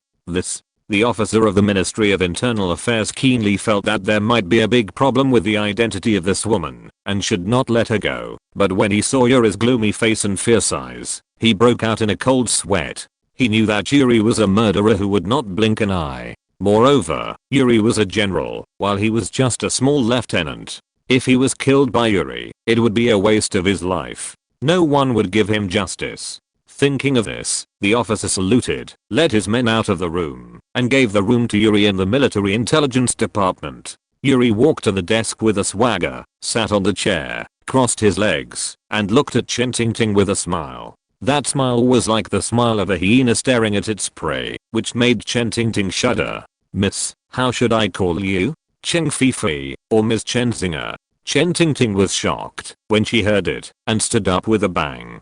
2 soldiers came up from behind immediately. One of the soldiers hit Chen Tingting's lower back with an electric shotgun in his hand, and she fainted on the spot. When she woke up again, she found that she was still sitting on the chair, but her hands and feet were handcuffed and shackled, and a small slave collar was put on her neck. Her head and body were soaked. She was awakened by the water. Opposite her was a hot blonde woman in her 30s, with a dusty look. This woman was wearing the civilian military uniform of the Northern Empire, but her chest was bulging, almost bursting the uniform. She was playing with a delicate polymer human skin mask in her hand, looking at Chen Tingting with a smile. This woman was called Isabella, and she was Yuri's mistress. She followed Yuri when he was in Watchstar. This woman was also an E-class mecha master, and she was cruel and ruthless, but she was able to please Yuri. As the saying goes, when one person succeeds, the whole family will rise. After Yuri returned to the Northern Empire, he was promoted all the way, and naturally he would not treat his mistress badly. Now, Isabella is already a lieutenant colonel intelligence officer in the military intelligence department. Chen Tingting only then felt the abnormality on her face. The polymer human skin mask in her hand was the one she had originally worn on her face. Although the camouflage devices of this era are very advanced, the intelligence personnel of the two cosmic powers have special devices to deal with camouflage devices, and it is impossible to get away with it. So Chen Tingting used a polymer human skin mask to make up, but it was also discovered. She racked her brains, but couldn't figure out which link went wrong. The helpers she helped to sneak into the Northern Empire this time were all the most trustworthy people under her command. She really couldn't figure out who betrayed her. Yuri looked at her with a smile. Ms. Chenzinger, welcome to the Northern Empire. Chen Tingting's almond eyes widened. Bah, dead bald head, you can kill me, or cut me up as you please. Isabella had it nearby. Her eyebrows stood up, raised her hand and slapped her twice. Chen Tingting's cheeks swelled up immediately. Little bitch, do you know who you are talking to? When you come to us, you have to coil up like a dragon and lie down like a tiger. Look at your delicate skin and tender flesh. My thousands of soldiers have been pent up these days. Do you want them to serve you well? Isabella's eyes flashed with cruelty. In her mind, it seemed as if Chen Tingting was ravaged by a group of rough soldiers. Chen Tingting looked at Isabella hatefully, almost gnashing her teeth. She dared to come to the north and made all the worst plans. Oh, no, Isabella, you scared Miss Chenzinger. She is our honored guest. You can't treat her like this. Chen Tingting looked at Yuri with vicious eyes, her eyes full of stubbornness and unyielding. What do you want to do to me? Ha ha ha ha. Yuri laughed complacently. Capturing Chen Tingting alive is such a great achievement. It will also be a thing worth writing about in the history of espionage in the entire galaxy. If you're listening to this novel on a channel other than Fanfic World, it means they downloaded and uploaded it without effort. We cordially invite you to visit our channel, Mundo Fanfic Novelos. There you'll find the original version of this story and you can explore many other novels of various genres. We're waiting for you to immerse yourself in a world of incredible novels. Chapter 621 Picking Peaches. Ms. Chen Tingting, you only have two choices now. First, cooperate with our Northern Empire obediently, and I will guarantee your safety and your future prosperity and wealth. Second, if you continue to be stubborn, then your only outcome will be death. And I promise that I will not let you die so easily, and then you will find that death is also a luxury. Chen Tingting was furious. Don't be wishful thinking. I will not go along with you jackals. Since I dared to come to your Northern Empire, I have no intention of going back alive. At this time, Isabella came over and raised her hand to slap her twice. The corner of Chen Tingting's mouth was broken, her teeth were loose, and she spat out 2 mouthfuls of blood. Little bitch, now that things have come to this, you still dare to be so rampant? It seems that we have to take some measures to treat you well. Isabella is a perverted woman. She likes to torture other women the most. Facing Chen Tingting, who had no power to resist, Isabella was eager to try. Just as she was about to do it, Yuri stopped her. Isabella, don't rush. This little girl is still young after all. There are many things she can't figure out for the time being. Let's let her calm down. I think he will make the right choice. Isabella looked unhappy. Lord Yuri, are you interested in this little bitch? When did you learn to be gentle with women? To be honest, Isabella would be jealous when she saw Yuri being nice to other women. At this time, there was even a hint of sarcasm in her tone. Yuri's face sank. This woman was so ungrateful. It seemed that he had to teach her a lesson. Isabella, you and I have no say on how to deal with this woman. The final decision on this matter still needs to be made by His Majesty Nicholas. If His Majesty Nicholas wants a complete Chenzinger, but you beat her up, how will you explain to His Majesty? Can you bear his anger? In addition, have you forgotten who you are and what kind of person I am? Looking at Yuri's gloomy expression, Isabella suddenly realized that she had gone too far just now. I'm sorry, Lord Yuri, I was inconsiderate. Everything is at your command. Yuri's expression looked better then. This woman still knew how to deal with things. Have our combat team and mecha troops arrived? Lord Yuri, the combat team and mecha troops have arrived at the dock of the spaceport. The spacecraft is already on standby there and can depart at any time. Okay, we should not stay here for long. We will leave immediately. I guess Chekhov has got the news now. We can't let him take away our spoils. Yes, Lord Yuri. Everyone stood up. 2 soldiers escorted Xia Xingchen. Just as they opened the door of the interrogation room, they found that the door was blocked by a team of fully armed soldiers. These were the intelligence officers and soldiers in other interrogation rooms. The leader was an officer with the rank of colonel. He was the highest commander of the Northern Empire's Ministry of the Interior stationed at the front line, Colonel Xia. Xia's office was on the Borisov Star. Today he was inspecting the frontline troops to check the confidentiality and counterintelligence work of those troops. Today he happened to come to this spaceport and received a report from his men. He knew there was something fishy going on here, otherwise Yuri wouldn't have come all the way from Siberia. Maybe this was a great achievement, so he made up his mind. Even if it would offend Yuri, he would argue with reason, at least to get a share of the spoils. Master Yuri, I didn't know you would come here. I'm sorry for not welcoming you. Who are you? I'm the head of the Imperial Ministry of the Interior in the Borisov Starfield. My name is Shell. You've come all the way here, so we should treat you well. We've prepared a banquet to welcome you. Please be sure to come. I appreciate your kindness, but I'm not here to travel, but for a special mission. I must go back and report to His Majesty Nicholas right away. Let's talk about the banquet later. An old fox like Yuri saw through Colonel Shell's tricks at a glance and resolved his plan without a word. No good wine, no good banquet. Once you sit down to eat together, the other party will have a lot of time to argue. Colonel Shell was embarrassed when Yuri saw through his thoughts, but he couldn't let Yuri leave like that. Master Yuri, please stay. This is the territory of our Ministry of Internal Affairs. The woman you took away is a spy we are interrogating. She is very important to us, and you have no right to take her away like this. What? Your prisoner? Do you know who she is? Do you know where she comes from? Why did she come here?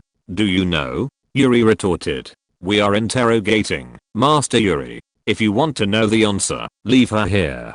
We will give you the result soon. The colonel said, neither servile nor arrogant. No need, we already know who she is. And let me tell you clearly that we used a trick to trick her into coming to our Northern Empire. In order to catch this woman, the young men of the Northern Empire Military Intelligence Department spent nearly a year to carefully plan, arrange and capture her. This operation has always been within the scope of the Military Intelligence Department's responsibilities. I have not exceeded my authority or crossed the line. Why should I hand her over to your Ministry of Internal Affairs? Yuri flatly refused. Sir, you can't say that. We are interrogating her, and you suddenly come in to snatch her away. It is against the rules. You can't take her away. Even if you want to continue the interrogation, our Ministry of Internal Affairs must work with you. Colonel Scheller originally planned to take all the credit, but he also knew that it was impossible to take it all for himself, so he took a compromise and wanted to share a piece of the pie with the Northern Empire Military Intelligence Department. Yuri was enraged. What? Against the rules? What kind of rules are these? Our Military Intelligence Department planned the operation, and you didn't do anything, but you want to pick peaches. I took her away today, so you let Chekhov come to me. You are not worthy of stopping me. As soon as Yuri finished speaking, the soldiers of the Imperial Intelligence Department behind him raised their weapons and aimed at the opponents who blocked their way. The soldiers under Colonel Scheller were not to be outdone and raised their guns. The two sides started a confrontation. For a time, the scene was tense and the atmosphere was extremely tense. Chapter 622 Internal Conflict. Yuri's lungs were bursting with rage.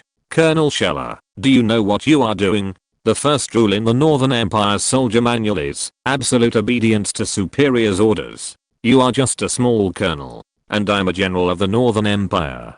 Based on your current behavior, I have the right to shoot you on the spot. Besides, we caught this woman. We made a careful plan to catch her. Without us, you would have no idea what this woman is doing. In our country's military code, falsely claiming military merit is also a capital crime. Scheller, I'm giving you one last chance now. Withdraw your people. I will forgive you for what happened. Otherwise, don't blame me for being rude.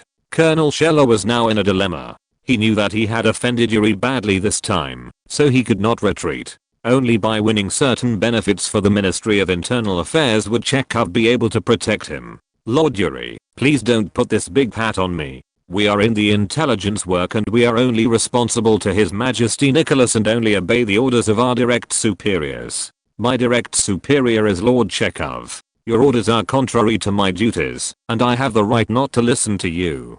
Besides, it is your people who came to our territory and snatched people from our ongoing interrogation. Even if this lawsuit is brought to His Majesty Nicholas, we are not afraid. Yuri was amused by the other party's specious and dishonest behavior. You are so sharp-tongued. How dare you threaten the general of the Northern Empire with force? This is not as simple as disobeying orders. This is treason.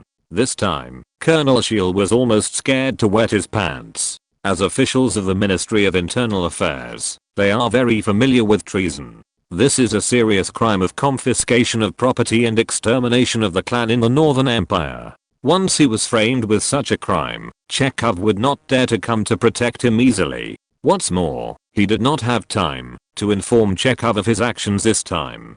But now that Yuri has been offended to this extent, he can only fight to the end. The whole hall was silent, and the media workers who were waiting for a view gathered in a corner of the hall in fear, fearing that they would be implicated. What worried them even more was that they witnessed the internal strife of the other Imperial army and might be killed to silence them. At this time, more than 100 soldiers, led by a major general, rushed into the hall. Yuri had more than 50 men. Colonel Scheller also had more than 40 men. Add to that the 100 soldiers who suddenly poured in. The originally spacious hall was suddenly packed with people. The major general who broke in was called Vasily. He was the commander of the 1st Squadron of the 3rd Fleet of the Northern Empire. Borisov and its surrounding satellites were his defense zone. He heard from his men that Yuri had arrived at the frontier position of Borisov and hurriedly brought his men to greet him. Although they did not belong to the same system, it was a good choice to have a good relationship with the favorites of Emperor Nicholas. But as soon as his spaceship arrived at the port, he received the bad news that the troops of the two intelligence departments were about to engage in a gunfight. Major General Vasily was scared out of his wits. Although this had nothing to do with him, it was after all an incident in his defense zone, and it was difficult to guarantee that Nicholas would not vent his anger on him in his rage. Moreover, if something happened to Admiral Yuri, his career would be over. Vasily led his men into the hall. He rushed in front of Yuri in one step and blocked the muzzle of the gun of the soldiers of the Ministry of Internal Affairs on the opposite side with his body. The soldiers he brought also pointed their guns at the soldiers of both sides. Stop it, put down your weapons quickly. However, the soldiers of both sides ignored Vasily's orders. Soldiers of the intelligence department are born with a sense of superiority. They did not take the commander of the squadron seriously. Vasily knew very well that it was not a good thing to offend the Ministry of Internal Affairs of the Northern Empire, and he might be punished. But Yuri, he could not afford to offend him even more. Once the military intelligence department deliberately provided him with some wrong information, it would directly cost him his life. And once he gained Yuri's friendship, the Ministry of Internal Affairs could not do anything to him. He knew very well what he should choose. Are you crazy? Colonel Shield, look at what you have done. Tell your men to lay down their weapons immediately. Vasily said angrily. Major General Vasily, please judge. We are interrogating a suspect, and Lord Yuri directly brought people here to rob him. We proposed to jointly interrogate the prisoner, but they all disagreed. This is too much. This is our territory. She argued. You are the one who went too far. You openly violated the orders of your superiors. Did you take actions under the orders of Lord Chekhov? Vasily said loudly. Sheil was silent. Since you don't have the order from Chekhov, then the order from Yuri is valid.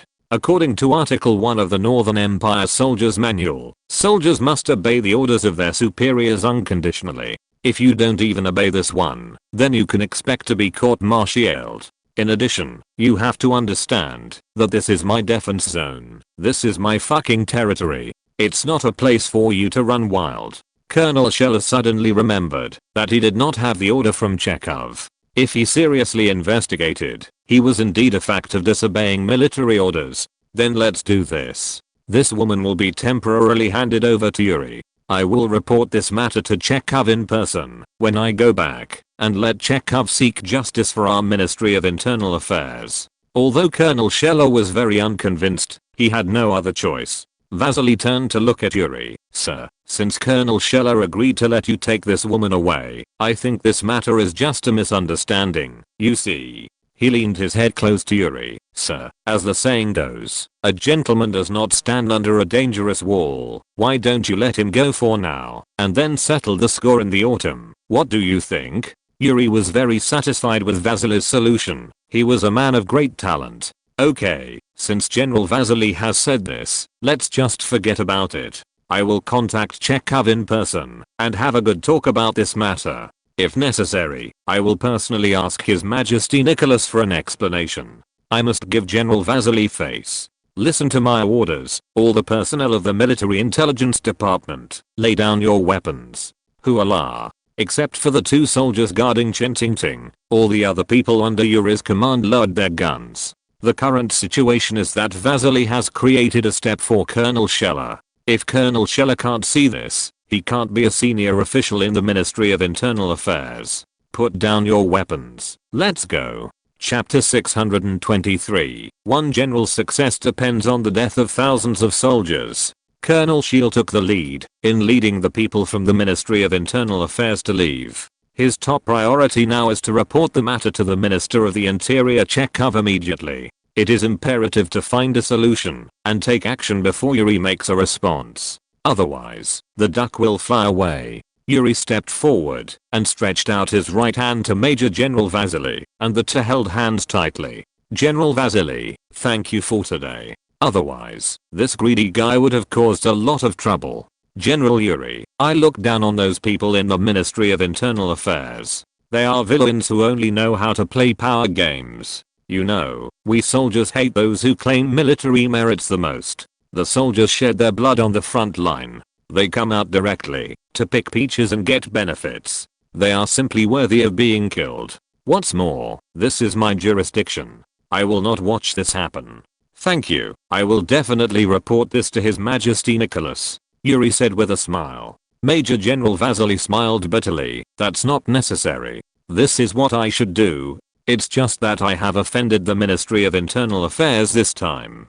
Although they can't do anything to me, they will inevitably cause trouble for me and my men. General, you worry too much. As long as I, Yuri, stay in this position, our military intelligence department will guarantee that you and your men will be safe. Thank you very much, Lord Yuri. I have prepared a banquet. Please be sure to come. I'm really sorry, General Vasily. Let's wait for the next time. You can see the situation in front of you. I'm afraid that old guy Chekhov will do something else or complain to His Majesty first. So I must hurry up to deal with this matter. In addition, this prisoner is very important. Please send troops to protect me. No problem. Listen to my orders. The guards and the Special Operations Brigade of the 1st Fleet will assemble and stand by immediately, and all troops will obey General Yuri's orders and there must be no mistakes. The adjutant agreed and went to mobilize the troops. Yuri led his men out of the hall, and he glanced and saw the media staff. General Vasily, what happened just now is a secret of the Empire, or even a scandal of the Empire. I don't want these things to be known to the outside world. Those people in the room are all media people. They are the worst at keeping secrets. What do you mean? Dead people won't leak secrets. Vasily hesitated. There are more than 800 reporters from major media in the hall. If they are all killed by him, then once the matter is leaked, his reputation as a butcher will never be washed away. And if the Galactic Empire finally wins the war, his behavior will be a war crime and a crime against humanity, and he will be executed. Looking at Major General Vasily's hesitant expression, Yuri knew what he was worried about. Major General Vasily, what do you think of my rapid promotion? Yuri asked. So Yuri, to be honest, we have studied your resume, but we don't understand it. Vasily said the truth. Yuri's promotion speed is like a rocket, which makes people envious and jealous. Many people have studied the secret of his promotion, but they really don't understand it. General, you helped me a lot today. I owe you a favor. Let me tell you the secret of my promotion. Major General Vasily was very excited. "Thank you, Lord Yuri, for your guidance." Vasily took Yuri into a very secret reception room. Yuri's men carefully checked the room and found no eavesdropping devices, so they drove all the followers out and closed the door. Yuri told the story. "There is an old saying that goes, one general's success is built on the blood of thousands of soldiers and enemies, and there is another saying that a merciful army cannot be commanded. As generals in the army, our careers are built on the blood of countless soldiers and enemies. In the past 10 years of my combat career, I have been on the watchtower in the Western Administrative District of the Galactic Empire, where I have been a sand bandit. On the one hand, I have depleted the military strength of the Galactic Empire, and on the other hand, I have used the Galactic Empire's army as a whetstone to train soldiers and mecha divisions for our Northern Empire. In the past 10 years, I have killed nearly 1 million soldiers of the Galactic Empire by using the boiling frog method. The death toll of my army and recruited mecha divisions is several times that number. It is precisely because of my ruthlessness and murderousness that His Majesty values me so much. His Majesty is very ambitious. He wants to unify the Galactic Empire, but there are many obstacles. There are countless people who will obstruct His Majesty. Therefore, His Majesty needs weapons to kill people to clear the obstacles for him. We are the killing weapons in His Majesty's hands. Even if we have to bear the infamy for it, it doesn't matter. After all, history is written by the victors. As long as the Empire can achieve the final victory, you will be a founding father and a famous general. The more people you kill, the more brilliant your achievements will be. Moreover, you share His Majesty's worries and take the blame for His Majesty. Will His Majesty treat you unfairly? By then, you will be rich and glorious, and your name will be recorded in history. What good things will you miss? So, what's the big deal about killing a few people? Even if they are reporters or poor people, so what? How many of those who dare to come to the Northern Empire at this time are good people? I dare say that among these 800 people, at least 1/3 are intelligence personnel of the Galactic Empire. Do you understand? Major General Vasily suddenly realized, as if he had been enlightened. I understand, Lord Yuri. His Majesty Nicholas's attitude towards spies has always been that it is better to kill 10,000 by mistake than to let one go. These are intelligence personnel of the Galactic Empire, and their death is not a pity. This child is teachable. Haha. The two looked at each other and laughed. Yuri and his men escorted Xia Xingchen onto their spaceship and left under the escort of dozens of spaceships of the 1st Squadron of the 3rd Fleet, heading for the base on Borisov. Major General Vasily returned to the lobby of the spaceport with his men. Facing so many people here, it would be too much work to shoot them with guns, and the aftermath would be very troublesome. Vasily came up with a plan and told his adjutant a few words, and the adjutant took the order to arrange it. Not long after, the broadcast in the lobby required all personnel to go to the passenger spaceship, and the review work would be carried out on Borisov. These people saw Colonel Scheller taking away all the personnel of the Ministry of Internal Affairs, and did not think there was anything wrong, so they boarded the passenger spaceship under the guidance of the soldiers. Everyone sat down on the spaceship, fastened their seatbelts, and prepared to set off. At this time, they found that all the soldiers had gotten off the spaceship, and no soldiers from the Northern Empire followed the spaceship. The passenger spaceship took off and flew to Borisov. However, more than 10 minutes later, the pilot of the passenger ship suddenly found dozens of Space Knight mechas in front of them, each of which was equipped with 2 medium-sized anti-ship missiles on the wings behind them. Tens of seconds later, dozens of anti-ship missiles hit the passenger ship, and all the crew members on board were killed. Chapter 624 Shocking News. Yuri was still on his way to Borisov when he quickly contacted Emperor Nicholas in Voronezh and complained about Chekhov in the Ministry of Internal Affairs. As soon as he cut off the communication, Chekhov's call request came in. Looking at the face on the big screen that made him hate, Yuri, who had already made up his mind, was very happy. I'm flattered that you would contact me on your own initiative, my dear brother. Yuri, you are really promising. In order to grab the credit, you personally ran to such a far place to compete with the colonel. I really admire you. Tell me, how are you going to solve this matter? My dear brother, your face is thicker than the front armor of the space carrier. Don't you know what's going on? Who is grabbing the credit? Don't talk nonsense. Hand him over quickly, otherwise, I can only ask His Majesty Nicholas to do justice for me. Chekhov found that he was getting less and less patient when facing his brother. The main reason was that Emperor Nicholas seemed to value his half-brother more. Yuri still looked very cultured and said calmly, "Brother, His Majesty told me not long ago that the person can be given to you, but you must go to His Majesty in person to ask for the person. As long as His Majesty nods his head, I will release the person immediately. Chekhov was choked with anger for a moment. Of course, he understood the meaning of Yuri's words. This was a trap. In the Northern Empire, if anyone dared to falsely convey Nicholas's order, it would be a great crime of genocide. Yuri dared to say this, which meant that Nicholas had made his attitude clear. If he was stupid enough to ask Nicholas for the person again, he would definitely die miserably. Let's wait and see. Chekhov threw down a sentence viciously and cut off the communication. He secretly hated in his heart, hating Colonel Shields' incompetence, hating Yuri's cunning, and hating Emperor Nicholas's partiality. In short, he was very unhappy, and he was planning in his heart how to win back a city. In order to prevent more trouble, Yuri changed his route halfway and flew directly to Blohinsk. A week later, the major media stationed in the Galactic Empire released a shocking news. The first piece of news was that a space passenger ship carrying 825 staff members from major media outlets in the Galactic Empire was hit by a space meteorite on its way to Borisov, killing all the passengers and 30 crew members. The second piece of news was that Chenzinger, the leader of the Galactic Empire's miners' resistance organization, secretly arrived at Borisov and then went to Blohinsk, where he was negotiating with the Northern Empire government on improving the treatment of miners. These two pieces of news were undoubtedly explosive and spread throughout the galaxy in a short period of time. The first was the incident of the death of the spaceship on which the media staff were riding. Since the dead were all media people, the media in the entire galaxy were almost in an uproar, and they denounced this as a massacre of civilians by the Northern Empire.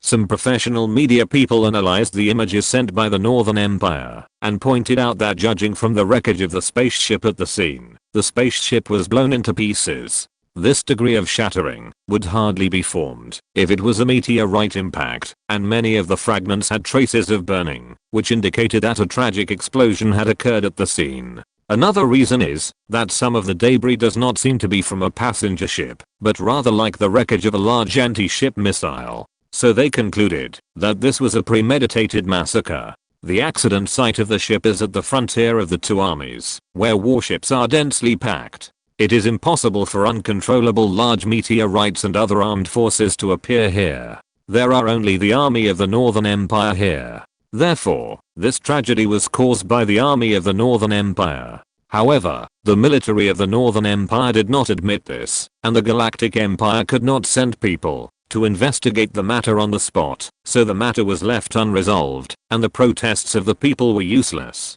But another thing caused a shock to the entire galaxy. The first was Princess Xingchen, who almost collapsed when she learned about this. She knew that Xia Xingchen might go to the Northern Empire, and her sense of responsibility and sympathy determined that Xia Xingchen could not let go of the miners in the Northern Empire. But Xia Xingchen had no position or reason to negotiate with the Northern Empire. For this reason, Xingchen ordered her intelligence personnel to analyze the news reports from the Northern Empire and concluded that Xia Xingchen was captured and placed under house arrest. First of all, there are very few videos and pictures about Xia Xingchen from the Northern Empire.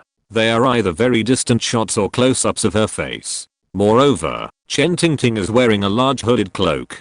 Her walking posture is also strange. Intelligence personnel analyze that Xia Xingchen is likely to be wearing things like shackles and slave collars. The second reason is that Xia Xingchen is a girl who loves to laugh. She always appears in front of the world with a smile.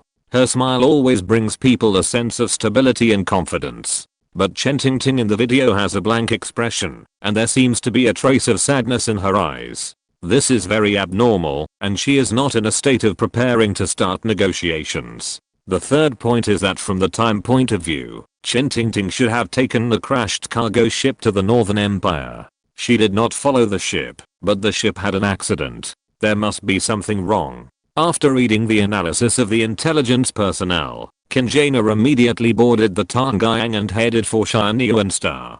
On Lingshu Star, the southernmost star in the southern administrative region, Freya is receiving special training from Barisi and preparing to participate in the assessment of Class B Mecha Division. Barisi believed that in the upcoming war, it was impossible for any Mecha Master to remain immune. Only by constantly improving themselves could they survive the war. 10 young girls participated in the Mecha Master training with Freya in the Nebula Nights. They were all minors, no older than 25 years old, and all D-class Mecha Masters. They would become the most important guard force under Chen Tingting. When Freya saw the news, she was completely in deep self-blame. Chapter 625 Reactions from all parties.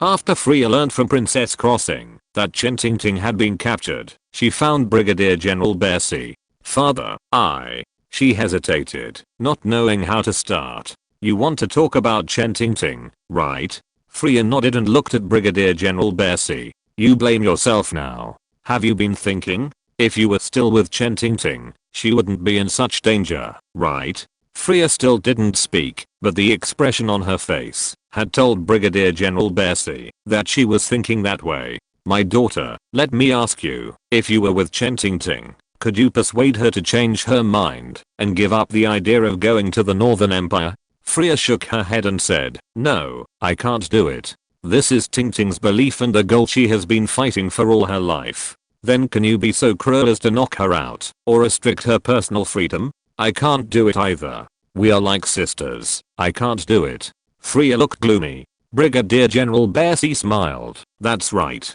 You can't change it, and you can't restrict her. So the final result can only be that you go to the Northern Empire with him. If something like that really happens, either the two of you will be caught together, or you will be dead in space now. Will you feel better then? What's the point of doing that? So, there is no need to blame yourself, because you haven't done anything wrong. Freya looked up at Brigadier General Barisi. I understand, Dad, I shouldn't dwell on these things.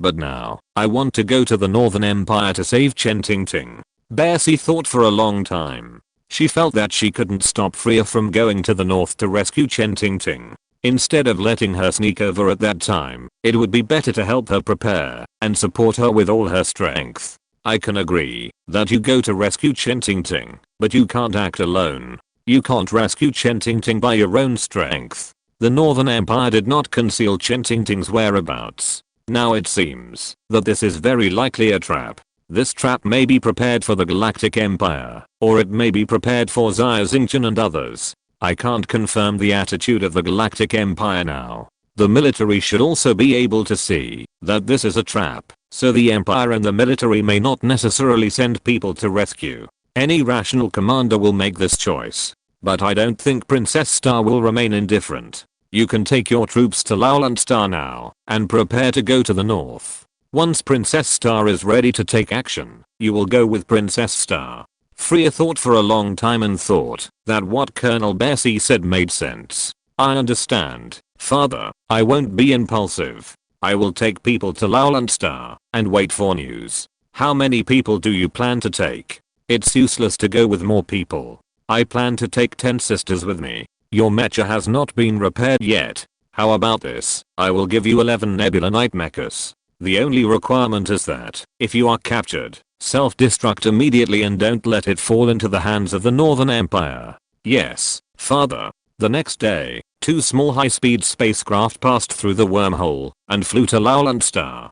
On Xianyuan Star, at the official residence of Deputy Prime Minister Fusei Cyrus was conspiring with his son at this time. The news from the north made them excited. Caesar, you did a great job on this matter, so what do you want to do next? The Deputy Prime Minister of the Galactic Empire asked his son. I didn't expect Nicholas to do this so well. He is such a terrifying opponent. Yeah, I thought he would be furious and torture Shinzinger to death. Who knew he would be so calm? Caesar, what do you think Nicholas's purpose is? First of all, he released the news that the Miners' Resistance Organization was negotiating with the Northern Empire. This is a kind of alienation, which not only alienated the relationship between the Galactic Empire and the Miners Resistance Organization, but also alienated the relationship between Chenzinger and the Miners. And the other purpose is to use Chenzinger as a bait, to force the Galactic Empire to eat it. After all, this involves the face of the Galactic Empire, and it is also related to whether the Princess Agreement can continue to be implemented. This is a plan to kill two birds with one stone. The conspiracy is intertwined with the conspiracy. This Nicholas is really not simple. Then my son, what should we do next to gain greater benefits? Since that guy Nicholas has helped us a lot, we must not let them down. First of all, in terms of the media and public opinion, stop hyping the passenger ship accident and turn the spearhead to Chenzinger's treason. We let the public opinion condemn Chenzinger for violating the Princess Agreement and betraying the Empire, and hype that Chenzinger used the interests of the miners in exchange for her personal interests. Of course, we can also condemn Princess Crossing for making friends carelessly, being inexperienced and naive, etc. This is the best way to hit her reputation and self-confidence. In the court, I will trouble my father and your men. The spearhead is pointed at Zinger, accusing her of violating the Princess Agreement, and we must find ways to prove this crime. But on the other hand, we must do everything possible to prevent the Empire and the military from sending forces to rescue Chen Tingting. Caesar, what is your purpose? Originally, I just wanted to use Chenzinger's incident to attack Princess Crossing. Now, apart from this matter, I suddenly have a better choice. We need to send people to infiltrate the Miners Resistance Organization or support an agent. Taking advantage of the opportunity when Chenzinger was captured, we will find a way to control the Miners Resistance Organization and use the miners' power for our own benefit. Okay, Caesar, what a big deal. Father, you must stop the Empire and the military from rescuing Chenzinger. If they don't take action, Princess Crossing will not be able to sit still. In this way, she will send her subordinates or pay a lot of favors to rescue Chenzinger. Nicholas's place is clearly a trap. There is no return. In this way, Princess Crossing's prestige, power, and self-confidence will suffer a major blow. By then, our goal will be achieved. There is also a more important point. Isn't Xia Xingchen in the Northern Empire now? This time, it is very likely that Xia Xingchen will also take action, and we can use Nicholas's hand to kill Xia Xingchen. When the time comes, when Princess Crossing is desperate and helpless, I will stand up to save her like a hero, and Princess Crossing will not be able to escape from my grasp. Caesar, you are really smart. Ha ha ha ha. The evil laughter of the father and son echoed in the room. End of this chapter. Thank you very much for reaching the end. Don't forget to like. Looking for more exclusive content and immediate access? Subscribe to our Patreon. Remember, every like, subscription, or donation encourages us to continue. Thanks to everyone. See you in the next video.